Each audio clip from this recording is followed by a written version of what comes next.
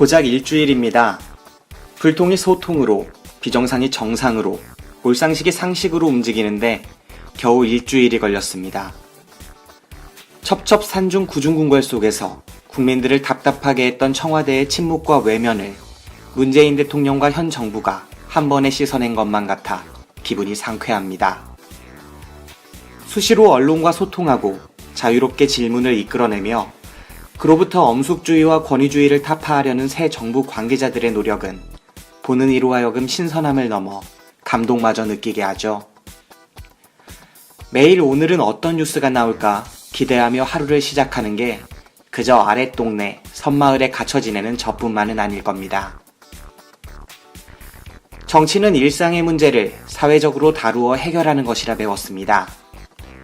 하지만 우리가 지난 수년 동안 목도한 세상은 교과서와는 많이 달랐죠. 어쩌면 우리는 정치가 없는 공화정을, 시민이 없는 민주주의를 살아왔는지도 모르겠습니다. 문 대통령이 최근 국정화 교과서 폐기와 세월호 침몰 참사 당시 숨진 기간제 교사의 순직 처리를 진행하라고 지시했다는 소식을 들었습니다.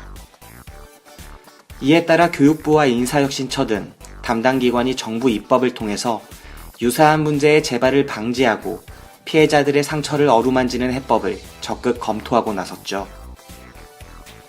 사회 갈등을 조장하고 국격을 떨어뜨리며 국민들의 벌어진 상처에 소금을 뿌리는 듯했던 지난 정권의 잘못을 늦게나마 바로잡는 것 같아 마음 한켠이 시원해집니다. 오늘 다룰 영화 러덜리스는 지난 상처와 두려움에 맞서 정면으로 전진하라고 외치는 영화입니다. 불의의 사고로 아들을 잃고 절망에 빠진 아버지 샘. 그는 자신의 가장 고통스러운 부분과 마주한 뒤에야 주변을 조금씩 바꾸어 나가기 시작합니다. 영화 내내 포기하지 말라고, 외면해선 안 된다고 이야기했던 그의 마지막에 저는 한 명의 관객으로서 박수를 보냈습니다. 예기치 않게 친구를 잃고 누구보다 슬퍼했을 한 사람이 15년 전 친구가 있던 바로 그 자리에서 친구가 겪었을 어려움과 마주하게 되었습니다. 샘이 영화 속에서 그러했듯 문재인 대통령 역시 포기하지 않고 계속 나아갈 수 있기를 바랍니다. 그럼 블랙리스트 방송을 지금 바로 시작하겠습니다.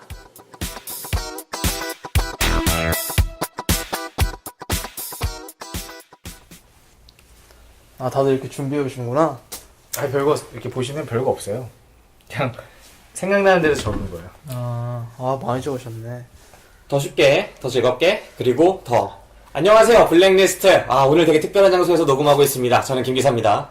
저는 아나백입니다. 네, 그리고 오늘 특별한 게스트 한 분 모셨는데, 일단 여기가 어딘지부터 말해야 될 것 같아요, 아나백님. 여기는 부산의 영도입니다. 영도. 영도에 이거 정확한 명칭을 얘기해도 되는 거예요? 사실 영어 얘기해도 상관없지 않을까요? 예, 뭐 해양수산연수원이라는 데인데요.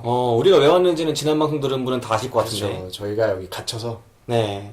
교육을 받고 있습니다. 네, 우리가 전전 방송까지는 이제 기자였던 것 같은데, 이제는 저희가 백수의 신분으로, 그쵸. 정확히는 연수생인가? 교육생으로 하죠. 네, 교육생 신분으로, 전에도 한번 말씀드렸지만 아주 커다란 배를 타고 바다로 나가기 위해서 저희가 새로운 직업을 이제 배우는 그런 시간에 있습니다. 맞습니다. 네, 그래서 이 연수원에서 만난 또 다른 항해사 지망생, 우리 강대리님 모셨습니다. 강대리님. 예, 안녕하세요. 네, 강대리님 자기소개 좀 해주실까요? 안녕하세요. 강대리라고 합니다.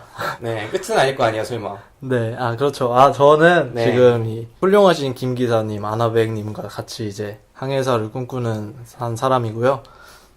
이전에 이제 영화를 많이 좋아해서 전공을 그쪽으로 했다가 이번에 항해사 쪽으로 이제 길을 바꾼 사람입니다. 네. 제가 김 기사님하고 이제 두 반이 있는데 반이 갈라졌어요. 네. 근데 맨날 와가지고 진짜 괜찮은 친구가 있다. 이 친구 대박이다. 그런 얘기 하시더라고요. 그래서 네. 누군지 누군가 했는데 저도 이제 오늘 실제로 지나가면서 뭐 인사 목례 정도는 했겠죠. 근데 얘기하는 건 처음인데 저 기대가 되네요. 네. 제가 별로 많은 역할 안 해도 될 것 같아서 그래요? 홀가분하는 오늘 많은 역할 하셔야 될 텐데. 제가 사실은 이 친구한테 많이 낚인 게 있어요. 이 친구네 방에 내가 놀러 올 때마다 책이 하나씩 되게 눈길을 서로 줬다. 나도 카페 오자마자 보통 그렇게 얘기하시면 안 법한 되죠. 책이 네. 저기 굵은 글씨로 저거 보통 교양 들을 때 많이들 이렇게 들고 다니는 그죠. 책이었는데 버트런트 러셀의 저렇게 한 딱 봐도 1000페이지 이상 되는 책을 가지고 이 연수원에 들어왔습니다. 서양 철학사. 네. 아, 도대체 그 책 왜 읽는 거예요? 실제로 읽는 겁니까? 저 책은 제가 이제 러셀을 좋아하기 때문에 그 전부터 많이 읽어왔는데 저 책은 너무 두꺼워서 진짜로 그 학교에서 도서관에 빌려놓고도 끝까지 못 읽었었어요. 근데 이번에 여기 오니까 형님 말씀하신 것처럼 뭐 패션 네. 처럼 이제 아이들이 컨셉이라고 하죠, 컨셉. 네. 아이들이 하나둘 이제 책을 읽기 시작하니까 이제 나도 좀 책을 읽어야겠다라는 생각이 들어가지고 이제 이렇게 사보게 되었습니다. 네. 좋은 분위기네요. 혹시 아나백님 버트런트 러셀에 대해서 아는 거 있습니까? 잘 모릅니다. 잘 몰라요. 나는 왜 기독교인이 아닌가가 러셀입니까? 네, 맞습니다. 네. 그렇죠. 저는 읽어보진 않았는데, 제 신해철님에 대해 관해서 이제 많이 찾아보는데, 그분이 그 책 얘기를 항상 하세요. 그래서 나중에 한번 꼭 읽어봐야겠다 생각하고 있었거든요. 저는 러셀을 좋아하는 사람 하면 왠지 온건하고 좀 자유주의자일 것 같고 좀 착한 사람 같은 느낌? 그런 느낌이 좀 있어요. 네. 그래서 상당히 이미지가 좀 괴리되는 느낌이 있는데. 저랑요? 네. 이 방이 우리 반에서 갖고 있는 이미지는 사실은 좀 음탕하고, 음란하고, 뭐 이런 이미지를 갖고 있는데, 이 방에 막상 오면 막 철학책, 역사책 이런 것들이 굴러다니니까. 저런 걸로 꼬시는 건가요? 네. 그래서 저는 이게 세탁된 이미지다, 이렇게 생각을 합니다. 아니, 근데 왜 음탕한 이미지가 쓰여졌죠? 아유, 지금 아까 그 목소리 좋으신 분 있죠? 네. 다다음 방송 중에 이제 출연 예정이신데, 제가 듣기로는 이 방이 이제 아침마다 창싸움을 한다는 얘기가 있어요. 창싸움 그게 뭐죠? 네. 아니, 여기까지 얘기해도 되나요? 뭐 상관없죠, 뭐. 그 남성들이 이제 자연스러운 생리 현상이 있지 않습니까? 이렇게 아침에 딱 자고 일어나면은 꼿꼿해지는 아래 창들 있잖아요. 그 창에 가지고 4명의 기사가 싸움을 한다는 이런 얘기가 있어요. 4명은 아니고요. 아닙니까? 한 명은 잘 안 돼서. 그래요? 근데 진짜 더럽네요. 네. 그런 이미지가 이 방의 이미지라서. 아무튼 이제 처음은 좀 간단한 이야기를 해드렸고, 일단 우리가 있는 이곳 분위기, 뭐 이런 거 잠깐 말씀드릴까요? 분위기가 뭐 그냥 신병 훈련소 같아요. 그러니까 보통 신병 훈련 한 달 받나요? 5주 받나? 4주 정도. 4주 정도 받죠. 이제 한 4주쯤 됐을 때 약간 풀어진 신병 훈련소? 그런 느낌? 네. 적당히 쪼고 적당히 풀려지고 뭐 이런 느낌이에요. 네, 군대는 군대인데 약간 장교 캠프 같은 군대. 네, 그런 느낌을 좀 맡고 있습니다. 그래서 여기서 항해를 위한 공부들도 많이 하고 또 한편으로는 영어 공부도 또 중요한 부분을 차지하고 그 외에 별도로 이제 자기가 하는 일들을 하는 것 같은데 참 저는 답답한 마음을 이루 금할 수가 없어요. 왜요? 제가 30이 넘어서 이런 뭔가 기숙생활을 이런 식으로 할 줄 몰랐어. 아니 왜 더 빡세게 해줬으면 좋겠다며. 처음에는 그 생각을 더 갈궈주고 더 네. 빡세게 하고 더 비합리적이고 이런 요구를 했으면 좋겠다면서. 그죠. 이왕 할 거면 그런 얘기를 했다고요? 네, 저는 약간 좀 이상해요. 해병대 캠프 같은 형식으로 할 줄 알았는데 이런 식으로 내가 너무 지루하고 권태로운 거야. 저한테 오는 말이 이거 너무 안 빡세. 난 내가 원하는 게 이게 아니야. 아니, 이렇게 저한테 얘기하더라고요. 가끔씩 와서 얘기를 하는데 굉장히 사상범스러운 그런 기질이 있어요. 사상범이라고요? 왜? 아니, 처음에 들어왔을 때 분명히 서약을 했잖아요. 네. 근데 이제 여기서 이제 뭔가 이렇게 하나씩 꼬투리 잡으면서 얘기하는 걸 보면은 아니, 저는 뭐 그 마음을 이해를 못하는 건 아닌데 네. 약간 그런 부분들은 수용을 해야 된다고 생각하는 편이기 때문에 네. 그렇게 생각을 하는 거죠. 우리 이름이 뭐라고요?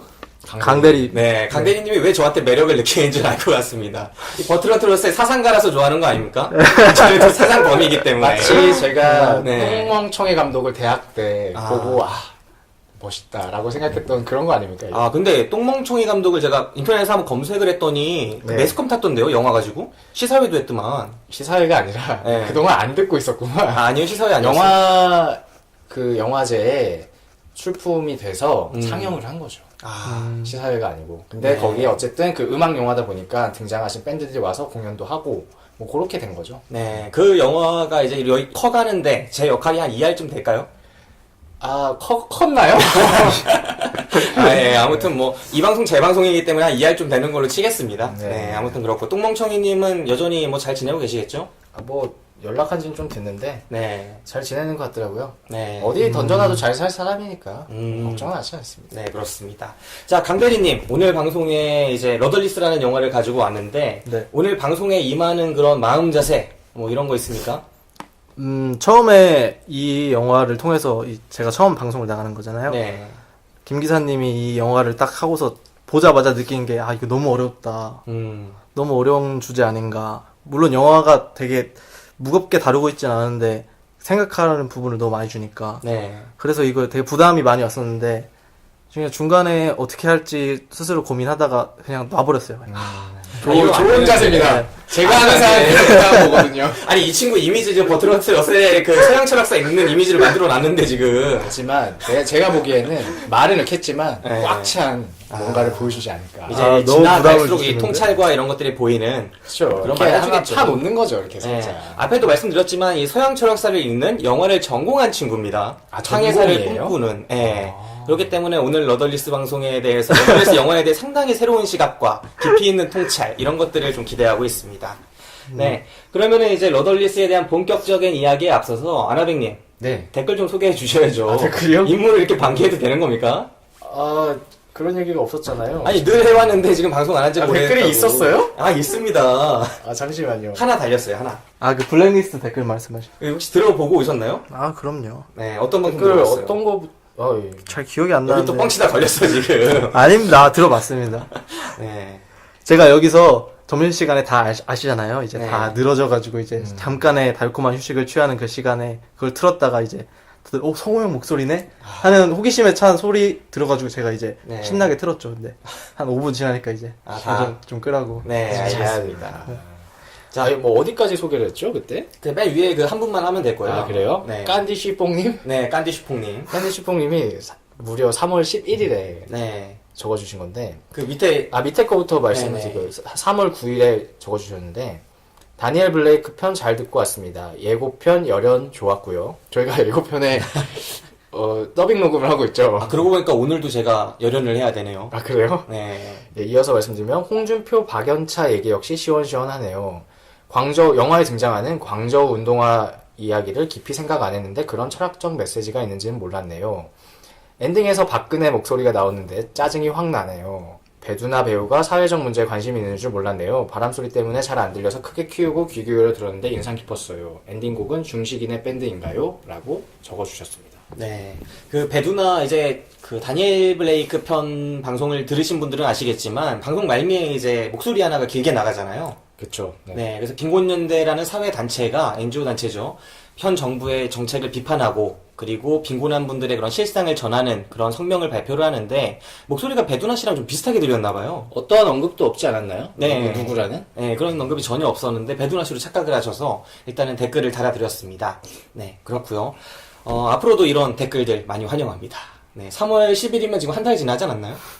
아직 한 달이 안 됐죠. 오늘 10날이니까. 네, 지금까지 댓글이 하나도 없다는 이런 어이없는 상황을 지금 저희 목도하고 있는데 많은 분들 오늘 방송 듣고 댓글 달아주셨으면 좋겠습니다. 자, 그럼 예고편 듣고 와서 본격적인 영화 이야기 시작해 보도록 할게요.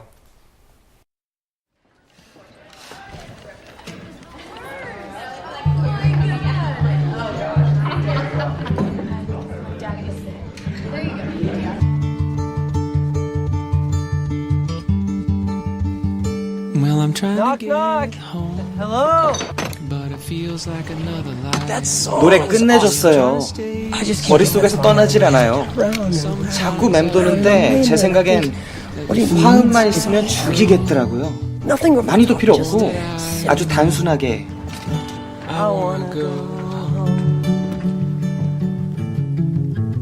뜻밖의 시작. 짜잔. 나쁘지 않죠? 밴드는 왜 하려고? 나도 궁금해하던 참이야. 당신이 가져. 아들과 유일한 춤이었잖아. 곡들 모아서 무대 설 수 있겠어요? 준비됐으면 가자. 진심의 노래.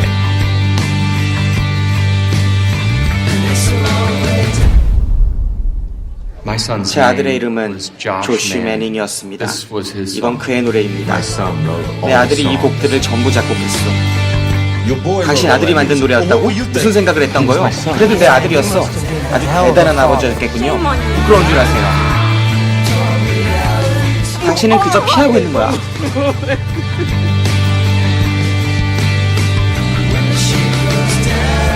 빌리 크루더, 안톤 옐친, 클래시 도프만, 셀레나 고메즈, 로렌스 피시거. 나 때문에 포기하지 마. 계속 나가. 러덜리스.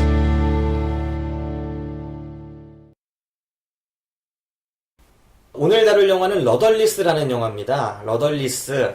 저에게 항해랑 되게 밀접한 연관이 있기 때문에 이 영화를 골랐죠. 저는 사실 제목이 무슨 의미인지 몰랐어요. 아, 그랬어요? 근데 몰랐는데 영화 이제 그 처음에 밴드 이름을 정할 때 스펠링이 나오잖아요. 그거 보고 이거구나.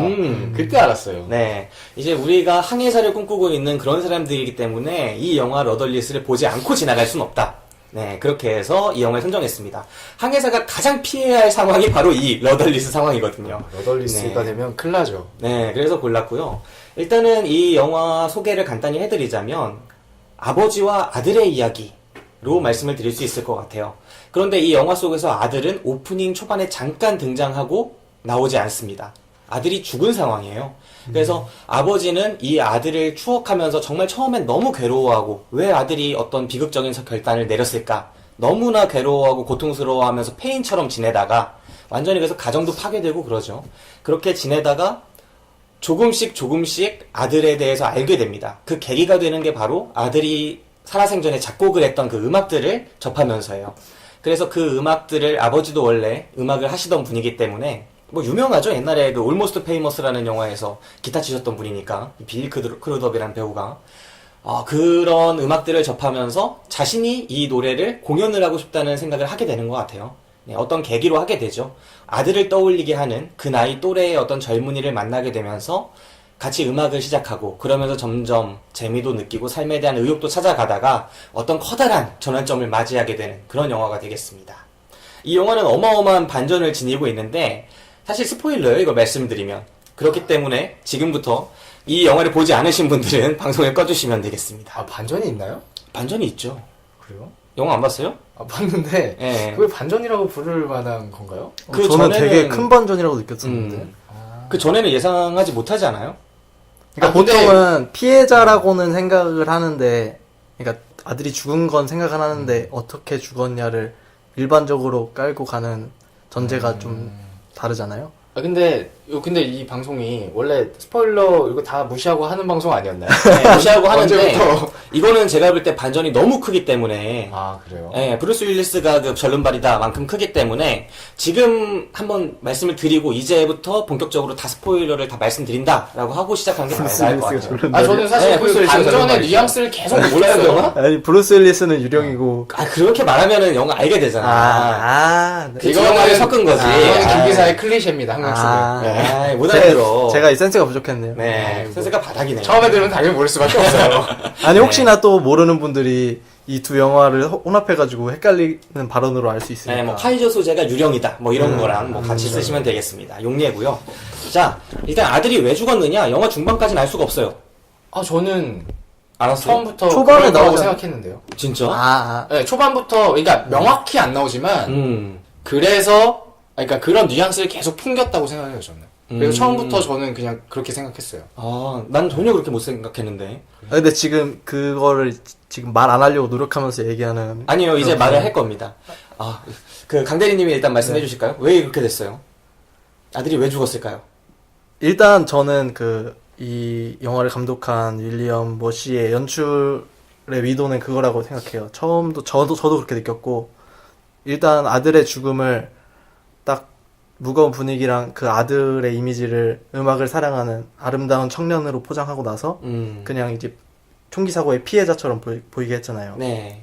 그거 자체가 이제 어떤 사람들의 편견 같은 거를 이제 일단 불러일으킨 다음에 그걸 완전히 깨부신 다음에 이제 야 어떻게 생각하냐 뭐 이런 식으로 보여주는 이제 방식이 아니었나라고 생각을 합니다. 알고 보니까 아들이 가해자였죠. 네. 이게 영화 시작 오프닝 시퀀스가 어떠냐면 아들이 음악을 막 녹음하고 있고 그냥 그 장면이 끝나고 아빠랑 통화를 해요. 학교를 가는데 아빠가 나 오늘 뭐 사업 성공했으니까 내가 점심 쏜다 와. 아빠 나 지금 수업 가야 돼. 뭐 아빠라면 수업 가라고 해야 되는 거 아니야? 그래서 데리고 나와라 이렇게 했는데 아들이 안 온 거야. 근데 에이 새끼 뭐야 이러면서 딱 가는데 총기 사고가 딱 났는데 걔네 아들 학교인 거지. 네. 그렇게 시작을 해서 바로 장례식 그 페인 아버지가 페인이 돼 막 2년 뒤에 네. 이렇게만 나와요. 근데 저는 당연히 가해자일 거라고 생각을 약간 아사무사하긴 했는데 무게추가 진짜 총을 쏜 친구라고 음. 생각을 했거든요. 왜냐면 장례식도 약간 느낌이 묘했고, 그리고 기자들이 달려드는 질문도 피해자였으면 아버지가 그렇게 제대로 대응했을 것 같아요. 근데 막 대답을 안 하고 막 하고, 그래서 나는 당연히 가해자라고 생각을 했는데, 네.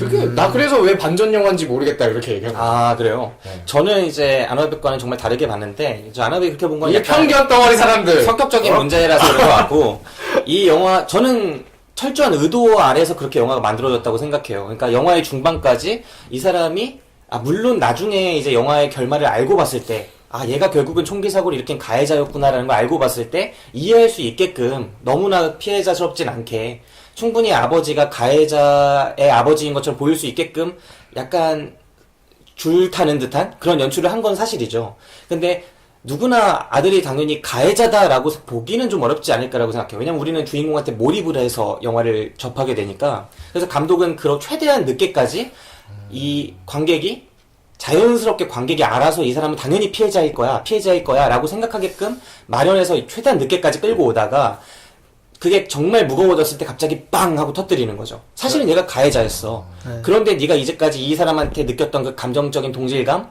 그런 것들을 다 다 걷어들일 거야? 또 정말 그럴 거야? 이 아이가 가해자라는 이유 하나만으로 이렇게 약간 묻고 있는 듯한 느낌이 드는 영화였다는 거죠. 네. 네, 그래서 저는 이 영화의 선택이 매우 단순하잖아요. 어떻게 보면은. 그냥 중간까지 감추다가 꽝 하고 터뜨리고, 그래서 사실은 가해자의 아버지인데 이 극중 인물들이 완전히 다 돌아서잖아요. 이 아버지한테. 넌 총기 사고 일으킨 그 애의 아버지가 어떻게 이럴 수 있어? 그 음악 공연하지 마. 들려줘서는 안 되는 노래야. 심지어 따귀까지 때리고 막 그러는데 주먹질도 하고. 이런 것들을 보면서 저는 되게 관객들로 하여금 좀 생각해보게 하는 감독이 질문을 던지는 영화라고 생각을 했거든요. 네. 강대리님 어떻게 보셨어요?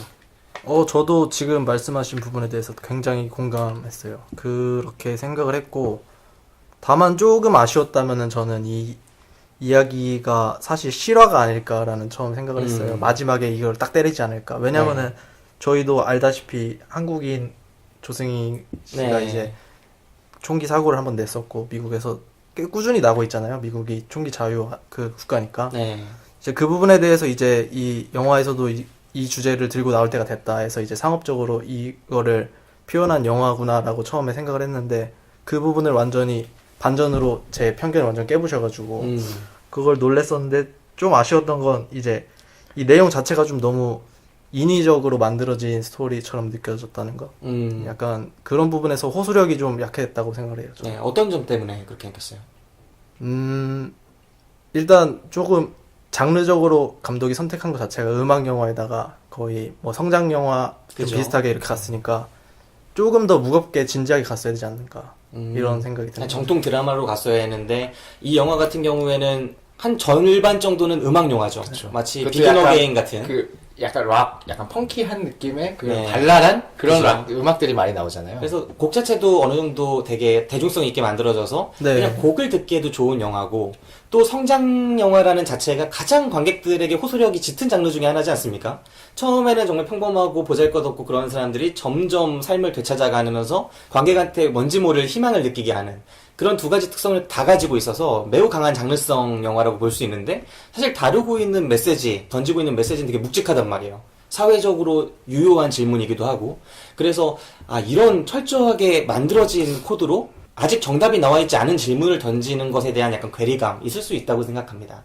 아나백님처럼 이렇게 확실하게 이 영화가 처음부터 반전을 안 느끼면서 본 사람들 사람에게 순진해가지고 세상 어떻게 살라고 지금 네. 다 봐야 될 거 아니야 그런 거. 네, 그런 사람은 이 영화를 어떻게 느꼈을지 좀 총평을 저는 해주시다. 일단 이게 아들이 만든 중반부까지 그 영화를 보다 보면은 아버지가 아들의 음악을 듣다가 영화 초반에 아들이 그 녹음할 때 친구가 문을 두드리고 들어와가지고 막 얘기하는 그런 장면이 있어요. 근데 녹음이 되잖아요. 그거를 듣기 전까지 아들하고 아버지랑 어릴 때 같이 만든 음악인 줄 알았어, 그걸. 그래가지고, 그때부터 의미가 확 변했거든요, 저는. 네. 저는 그래서 그런 반전 영화라기보다는 좀 이 영화를 보면서 그런 생각이 있어요. 이따 뭐 키워드 때 하려고 했던 얘기긴 한데, 이게 범죄자가 만든 예술은 예술이 아닌가? 뭐 그런 생각을 좀 했던 것 같아요. 그래서 만약에 어떤 진짜 추악한 범죄를 저지른 사람이 그린 그림이나 뭐 예를 들어서 영화를 찍어서 막 영화가 굉장한 찬사를 받았는데 알고 보니까 엄청 뭐 살인자였다든가 뭐 그런 거에 대해서 좀 어떻게 생각할 수 있을까? 뭐 저희 답은 내리지 못했지만 그냥 되게 저는 그 부분에 있어서 좀 고민을 많이 했던 것 같아요. 이거 보면서 그 음악을 들으면 안 되나? 그 사람들의 반응이 물론 미국 사회에서 총기 사건이란 게 우리는 피부에 잘 안 와닿지만 그 사람은 피부에 와닿고 그렇기 때문에 이 음악을 해서는 안 돼라고 얘기하지만 정말 그런가? 뭐 그냥 그런 생각을 했던 것 같아요. 저는. 네. 저 역시도 비슷한 생각들을 했어요. 진짜 이런 가해자들 혹은 가해자의 유가족들은 이런 이야기들을 할 수 없는 것일까? 할 권리가 없는 것일까 하는 생각을 계속 던지겠다는 점에서 이 영화가 보는 이로 하여금 계속 질문을 하게 하는 영화다. 계속 고민하게 하는 영화다라는 거는 분명한 것 같습니다. 자, 일단은 아까 줄거리를 그냥 간략하게만 말씀을 드리면 아버지가 아들의 죽음을 알게 되죠. 그리고 그 장례식까지 치르고 폐인처럼 삽니다. 그리고 폐인처럼 사는 장소가 하나의 요트예요. 네. 원래 아버지가 되게 잘 나가던 사업가잖아요. 광고 마케팅 쪽에서는 정말 잘 나가고 멋있고 세련된 그런 남성이기 때문에 돈도 많아요. 그래서 요트에서 이제 삶을 삽니다. 그리고 요트에 살 때도 뭐 이렇게 페인트 칠하는 일을 하거든요. 그러니까 우리가 앞으로 선박을 타서 뭐 깡깡이를 한다고 하는데 페인트를 벗겨내고 네. 다시 페인트를 칠하는 네. 그런 일로 이제 직업을 삼는데 얼핏 보면은 돈이 그래도 엄청 많은 것 같아요. 자기가 사고 싶은 거 다 사고 네. 다 사주고 그래서 이게 좀 진정한 페인의 의미가 퇴색되지 않았나. 네. 약간 이제 자본이 좀 있는 상태에서 좀 여유롭게 생활하는 그런 페인이고, 그런 페인으로 살다가, 어느 날 이제 아내가 갖고 온, 이제 이혼한 아내죠? 근데 아내 소식도 모르고 있다가, 나 애 낳았어 하면서 오는 이혼한 아내.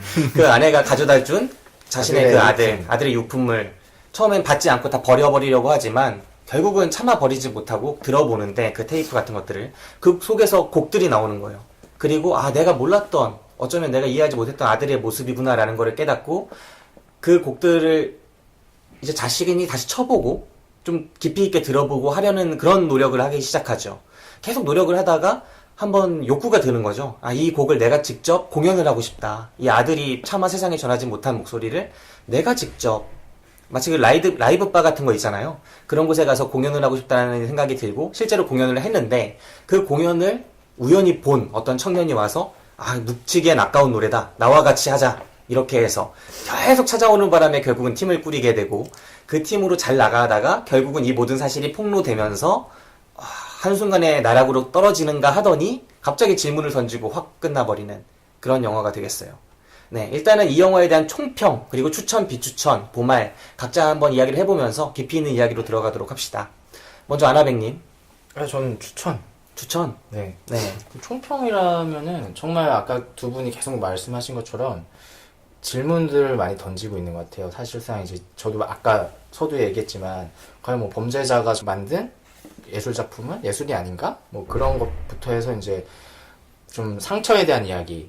저는 그런 얘기를 들은 적이 있거든요. 그 인간이 어떤 사랑하는 사람을 잃었을 때 애도의 기간을 충분히 거치지 않으면 어떤 병리적인 현상으로 나타난다. 그렇기 때문에 누군가 잃었다는 것도 인정하지 않고 뭔가 슬픔을 표현하지 않고 살게 되면은 뭔가 문제가 나타난다, 정신적으로. 그런 얘기를 들었는데 이걸 보면서 이 아버지도 약간 내 아들은 범죄자가 아니야, 혹은 너 아팠던 게 아니야. 엄마랑 그 전 부인하고 얘기하잖아. 전 부인은 우리가 이제 인정해야 돼. 우리 아들은 그냥 아픈 거였어. 이렇게 얘기하는데 아빠는 그걸 듣고 빡쳐서 헛소리 하지 말라고 이러면서 가잖아요. 그런 것처럼 그런 어떤 그 인간 관계에 있어서의 좀 더 볼 것도 있었고, 저는 그리고 개인적으로 음악 영화 좋아하는데 음악도 좋았어요. 네, 그래서 전반적으로 재밌게 봤어요, 저는. 네. 물론 그 거대한 반전은 느끼지 못했지만 진짜 특이하네. 성격적으로 약간 그런 총기 범죄 이런 쪽에 가까이 있는 사람인가 생각을 하게 됩니다. 좀 위험하네요. 제가 좀 이따가 관련 영화도 준비해 왔는데 몇 개. 네. 총기 관련 영화 많잖아요. 네, 많죠. 그래서 그냥 그런 것들을 계속 처음부터 떠올렸던 것 같아요. 그래서 이게 그냥 피해자의 관점의 영화면 별로 그렇게 큰 의미가 없지 않을까? 저도 자연스럽게 그냥 이렇게 생각하게 된 것 같아요. 네, 진정한 사상범이란 저런 쪽에 있는 걸지도 몰라요. 모든 것을 잊지 마라. 버틀란트 러셀이 이런 얘기 하지 않았나요? 몰라요. 네, 잘 안 했나? 모르겠습니다. 네. 자, 강대리님, 이 영화 추천, 비추천, 보말 중에 하나 준다면? 진짜 어려운 문제네요. 네. 저는 개인적으로 비추천하겠습니다. 비추천. 네. 예. 영화는 이제 저는 예술이라고 생각하는데 이제 예술로 분류가 되는 영화가 있고 이제 하나의 그냥 미디어 엔터테인먼트로의 역할을 하는 영화가 있다고 생각을 해요. 근데 이 부분은 그래서 이 윌리엄 머시가 만든 제가 알기로 이게 처음 감독한 건가요? 예, 네 거는 뭐 예술도 아니다. 뭐 이런 얘기 하는 거죠. 아니요, 그런 건 아니고요. 아직 멀었네. 네. 막 이거. 이렇게 묵직한 주제를 들고 오려면은 더 나이 조금 먹어라. 더 이제 가다듬어야 되지 않았나라는 생각이 드는 거죠. 수련하고 알아. 제 주제에 뭐 그럴 것까지는 없지만 네. 그냥 아쉬움을 표할 정도 네, 그렇게 생각을 합니다. 네, 비추천 강대리님 주셨고요. 저 같은 경우에는 이 영화의 보말 줄 수 있을 것 같습니다. 사실 이 영화를 전 매우 재밌게 봤어요. 네, 이 영화를 보면서 한순간도 지루하다는 생각은 안 했고. 제가 여기서 그냥 살짝 끼우자면 네. 왜 재밌게 봤을까 중반에 그런 생각했거든. 김 기사가 왜 이거 재밌다고 했을까 딱 보니까 자기가 하고 싶은 거 여기서 하고 있는 거야. 사람들을 모아가지고 밴드를 해. 근데 존나 잘 돼. 일단 보니까 막 감동했을 것 같아. 그거 정확합니다. 그러니까 어떻게 보면은 이야기는 묵직한데 너무 이야기 전개는 그냥 상업 영화의 틀을 그대로 너무 따라가고 있어요. 네, 상업용화의 틀. 여기서 말하는 그 두 개의 용어를 좀 묻고 싶지만 오늘 방송 시간이 제약이 있어서 정확하게 묻진 못하지만 그런 게 있어요. 예술이라는 단어를 일단 먼저 썼고 그 다음에 상업용화라는 말을 썼잖아요. 네. 그 두 가지의 정의를 좀 들어보고 싶은데 간략하게만 너무 깊게 들어가지 말고 저 책처럼 또 길게 말할까봐 그래. 네, 간략하게만 한번 전해주면은 어떤 걸까요? 뭐가 예술이고 뭐가 상업용화일까? 영화가 어떤 주제를 담았을 때 그게 크든 작든 간에 그 주제에 맞는 영화라는 거는 이제 영상으로 표현되는 작품이기 때문에 그에 맞는 그 표현 방식이 있는 것 같아요. 네. 이거를 뭐 정형화 시킨다고 생각할 수도 있지만 어떻게 뭐라 형언할 수 없는 그 좋은 작품을 봤을 때 모든 사람들이 좋다고 하고 막 그런 느낌이 있잖아요. 근데 이 영화 같은 경우에는 이제 중요한 메시지가 들어가야 될 때 이제 상업적인 이제 코드들로 다 그냥 점철돼 있고 아까 전에 말씀하신 이야기 전개에서 뭐 아들의 유품을 가져왔는데 갑자기 아빠가 그거를 처음에 죽었을 때부터 솔직히 봤어야 정상이에요. 근데 그거를 또 가져가지도 않아. 네. 약간 갈등을 하나 주고 거기서 이제 그 다음부터는 이제 그 뭐 제가 봤을 때는 뭐 굉장히 심오한 주제가 많았는데 뭐 죄의 연좌제가 옳은가 뭐 제가 봤을 때 이 영화의 가장 큰 문제는 그거예요. 그 캐릭터들을 소개함에 있어서 앞에서는 이제 또 아들을 너무나 완벽한 예술을 사랑하는 청년으로 만들어 놓고 아버지도 멋진 사업가에다가 아들까지 이렇게 잘 챙겨주는 아버지, 멋있는 아버지로 보여주는데 그 아들이 총기 살인범이야. 근데 저는 그런 생각을 했어요. 왜 이런 범죄가 일어날까? 근데 우리나라 사람이었다면 이런 상황에 있는 애가 심적으로 많이 아픈 아이였어도 총기가 없었기 때문에 이런 짓은 못하지 않았을까.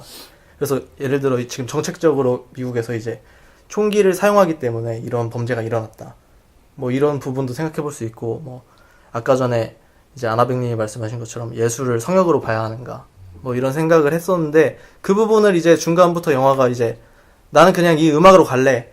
열심히 만들어준 음악이야. 이 아티스트들이. 뭐 이렇게 그렇게 끝났다는 것 자체가 약간 영화가 조금 성의가 없지 않았나. 그래서 예술이 뭐냐고요, 강대리님. 예술은 그러니까 그런 주제가 있으면은 적합한 표현을 해야 된다. 이 표현은 좀 네. 적합하지 않았다. 그러니까 그 주제에 맞지 않는. 네, 그렇죠. 저는 이 얘기를 듣고 영화 보면서 들었던 생각이 하나 다시 떠올랐는데 총기 관련해서는 아마 저는 그렇게 생각했어요. 이 영화가 되게 총기를 다룬 영화, 총기 사건을 다룬 영화 중에 독특하다고 생각했던 건 제가 뭐 총기 관련한 영화를 많이 본 건 아니지만 대부분 그 이전에 범죄가 어떻게 준비되는지, 범죄 과정은 어떤지에 대한 영화는 아마 많았을 거예요, 미국에. 많았죠. 네. 근데 그 이후의 것을 바로 그 오프닝 시퀀스에 총기 사고 빵 하고 2년 뒤. 그래서 이렇게 가는 영화는 없었던 것 같거든요. 네. 그래서 저는 그 부분이 좀 참신하지 않았나? 라는 생각을 했어요. 그리고 미국이기 때문에 이런 영화가 나올 수 있지 않았나. 그리고 저는 아까 이제 그 강대리님한테 왜 예술이 무엇이냐, 그리고 상업영화가 무엇이냐, 이 두 가지 단어를 물어본 이유가 그 예술이라는 것은 저는 표현이라고 보거든요. 표현이라고 보는데 그 표현에 있어서 어떤 형식과 그 다음에 내용이 있을 거 아니에요. 이 내용을 전달하기 위해 적합한 형식을 쓸 필요도 있다고 저는 분명히 생각해요.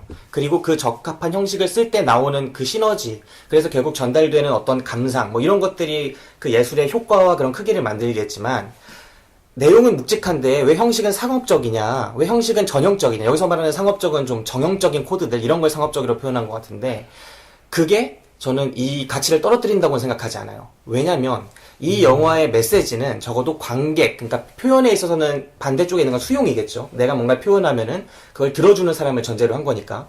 그러면 그 사람이 이걸 어떻게 하면 더 강한 메시지로 들을까? 이 표현을 어떻게 하면 더 귀 기울여 줄까? 이거를 아마도 감독이 가장 크게 고심했을 것 같고, 적어도 이 영화에 있어서 이 방식은 그러니까 관객들한테 가장 크게 이 메시지를 받아들이게끔 하는 그런 방식이지 않았을까라고 생각이 되는 거죠. 왜냐? 앞에 안화백님이 말씀해 주신 것처럼 왜 이 아들이 살인을 했을까? 알 수 없어요. 전혀 등장하지 않아요. 이 아들이 왜 이런 살인을 했는지. 그거는 이 영화에서는 아예 그 관심조차 없는 주제인 것처럼 보여요.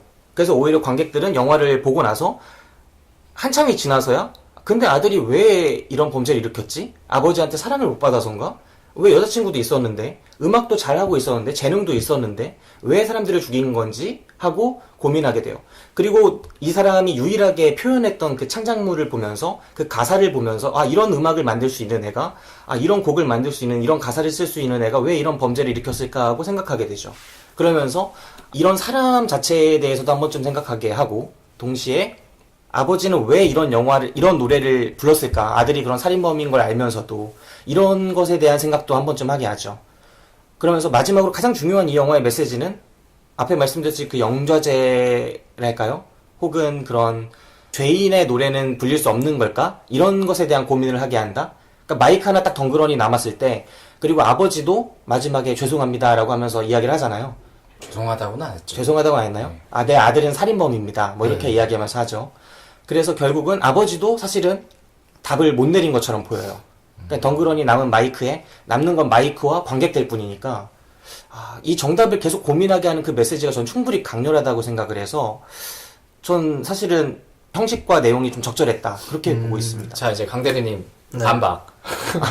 왜 반박을? 아니 그냥 아니 김 기사님을 말씀을 들어보니까 그렇게 생각할 수도 있다고는 생각이 들어요. 그런데 저랑은 완전 반대인 게 이제 이렇게 묵직한 주제를 꺼내고 이렇게 잘 이끌어낸 감독의 이 결과는 정말 박수 쳐줄만 하지만 이제 중간에 이제 음악 영화니까 음악으로 끝까지 가야겠다. 음악만 뭐 거의 절반 이상부터는 다 간 것 같아요. 그걸로 이런 묵직한 이야기를 그냥 저희한테 관객들한테 던진 걸로 이제 끝낸다라는 거는 조금 무책임한 거라고 생각을 하고,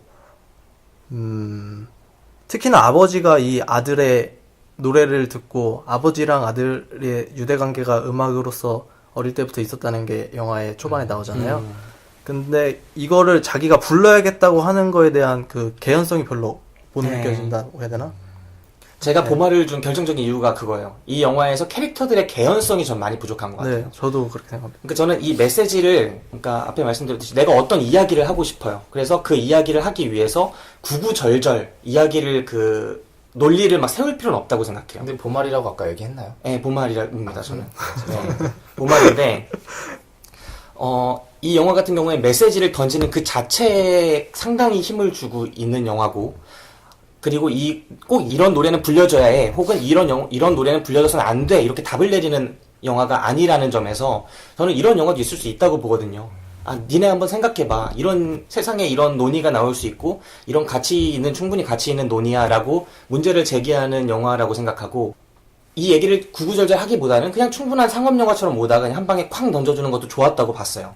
근데 제가 여기서 문제를 느낀 건, 이 캐릭터들 간의 개연성, 특별히 저는 아버지보다는 주변 인물들, 예를 들면 죽은 그 친구의 여자친구라거나, 그 다음에 그 안토니 엘치니 연기한 그 친구 있잖아요. 음악하는 친구. 결국 아버지랑 밴드를 이루는 그 친구가 쿠엔틴이 갑자기 돌아서는 이런 모습들.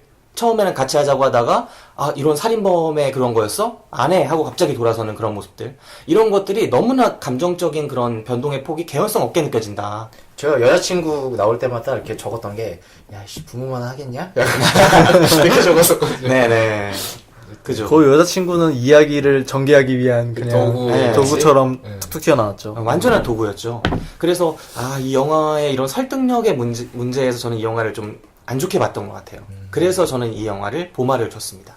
자, 구체적인 이야기는 조금 더 지나가서 하기로 하고 일단은 감독 얘기부터 해볼게요. 감독이 좀 이색적입니다. 어떻게 보면 이색적이라면 이색적인데 윌리엄 H 머시라는 배우로 좀 더 익숙하실 거예요. 네. 네, 혹시 윌리엄 머시에 대해서 아시는 분 계신가요? 저는 매그놀리아라는 작품을 굉장히 좋아해서 가장 좋아하는 영화라서 이 배우를 봤는데도 항상 좀 그런 느낌이었어요. 조연으로 나오면서 충분히 멋진 연기를 펼치지만 이렇게 스포트라이트는 못 받는. 그 뒤에도 제가 쉐임리스라는 미국 드라마도 굉장히 재밌게 봤고 그 뒤에 알아보니까 연기력으로 되게 미국에서 알아주는 배우더라고요. 네. 근데 그러다가 이 영화에 이제 갑자기 바 주인으로 나오는데 영화 끝나고 찾아보니까 감독이야.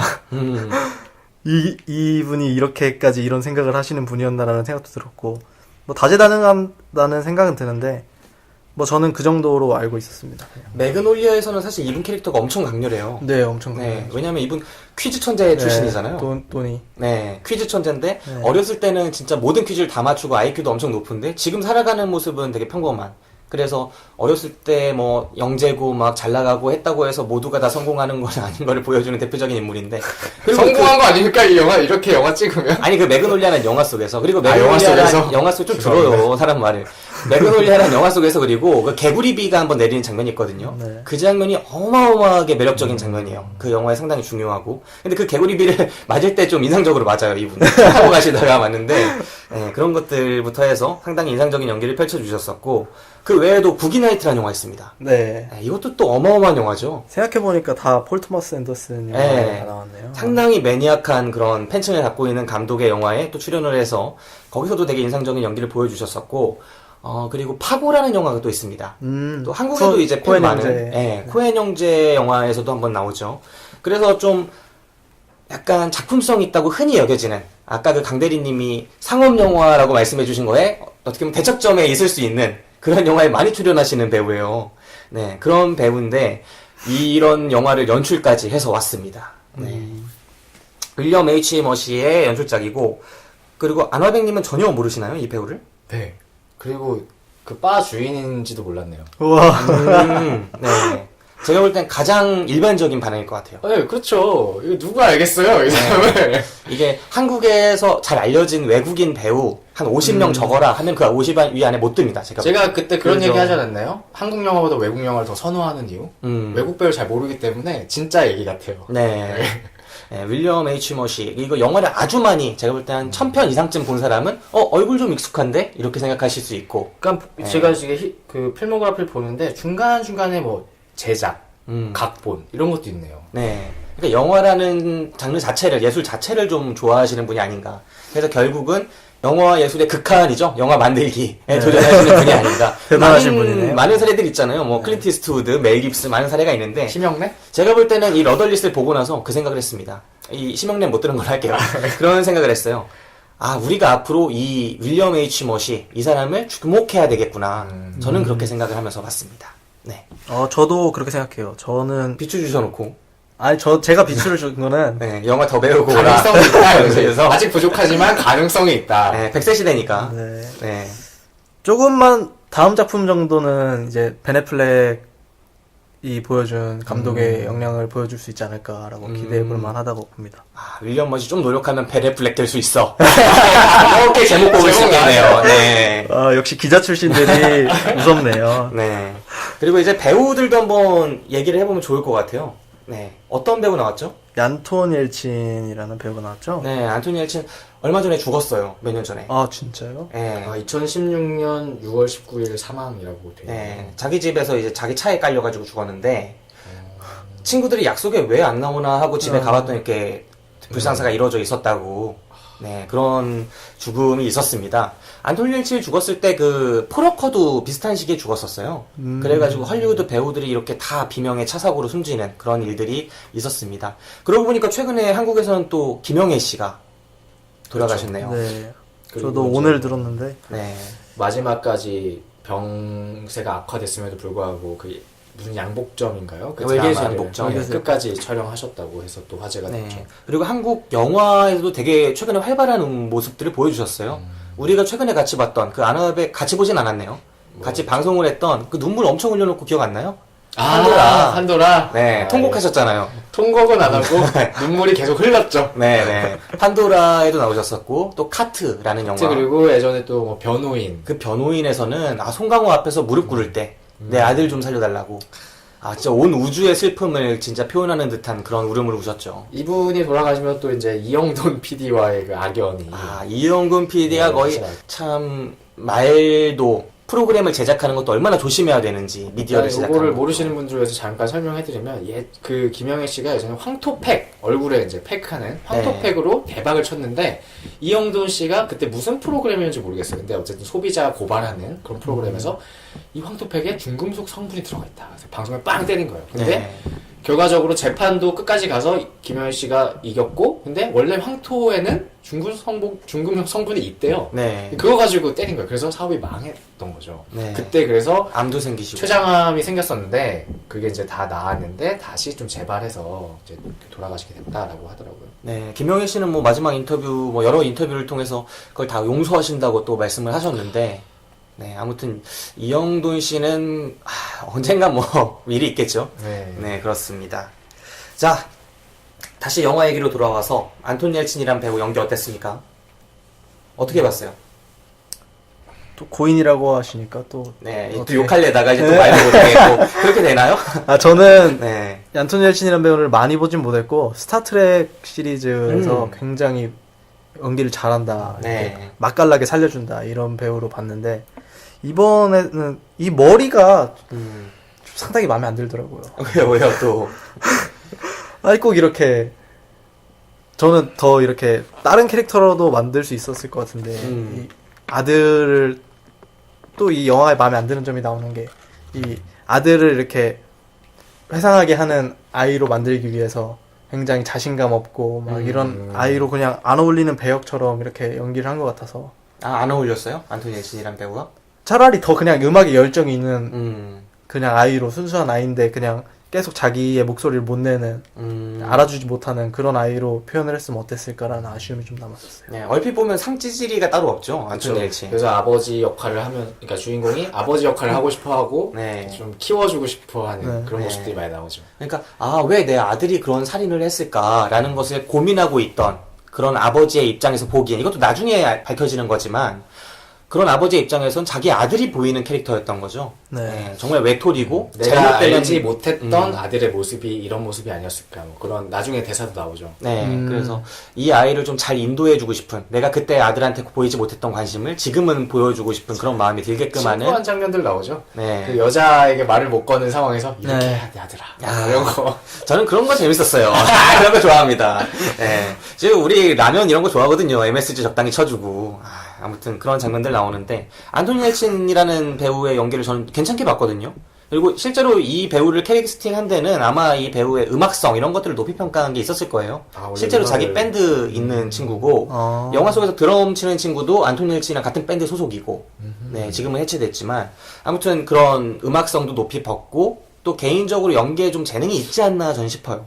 매우 예민한 감정들을 잘 표현하는 것 같더라고요. 네. 그런 찌질이 캐릭터들을 표현하기가 사실은 어려울 수 있거든요.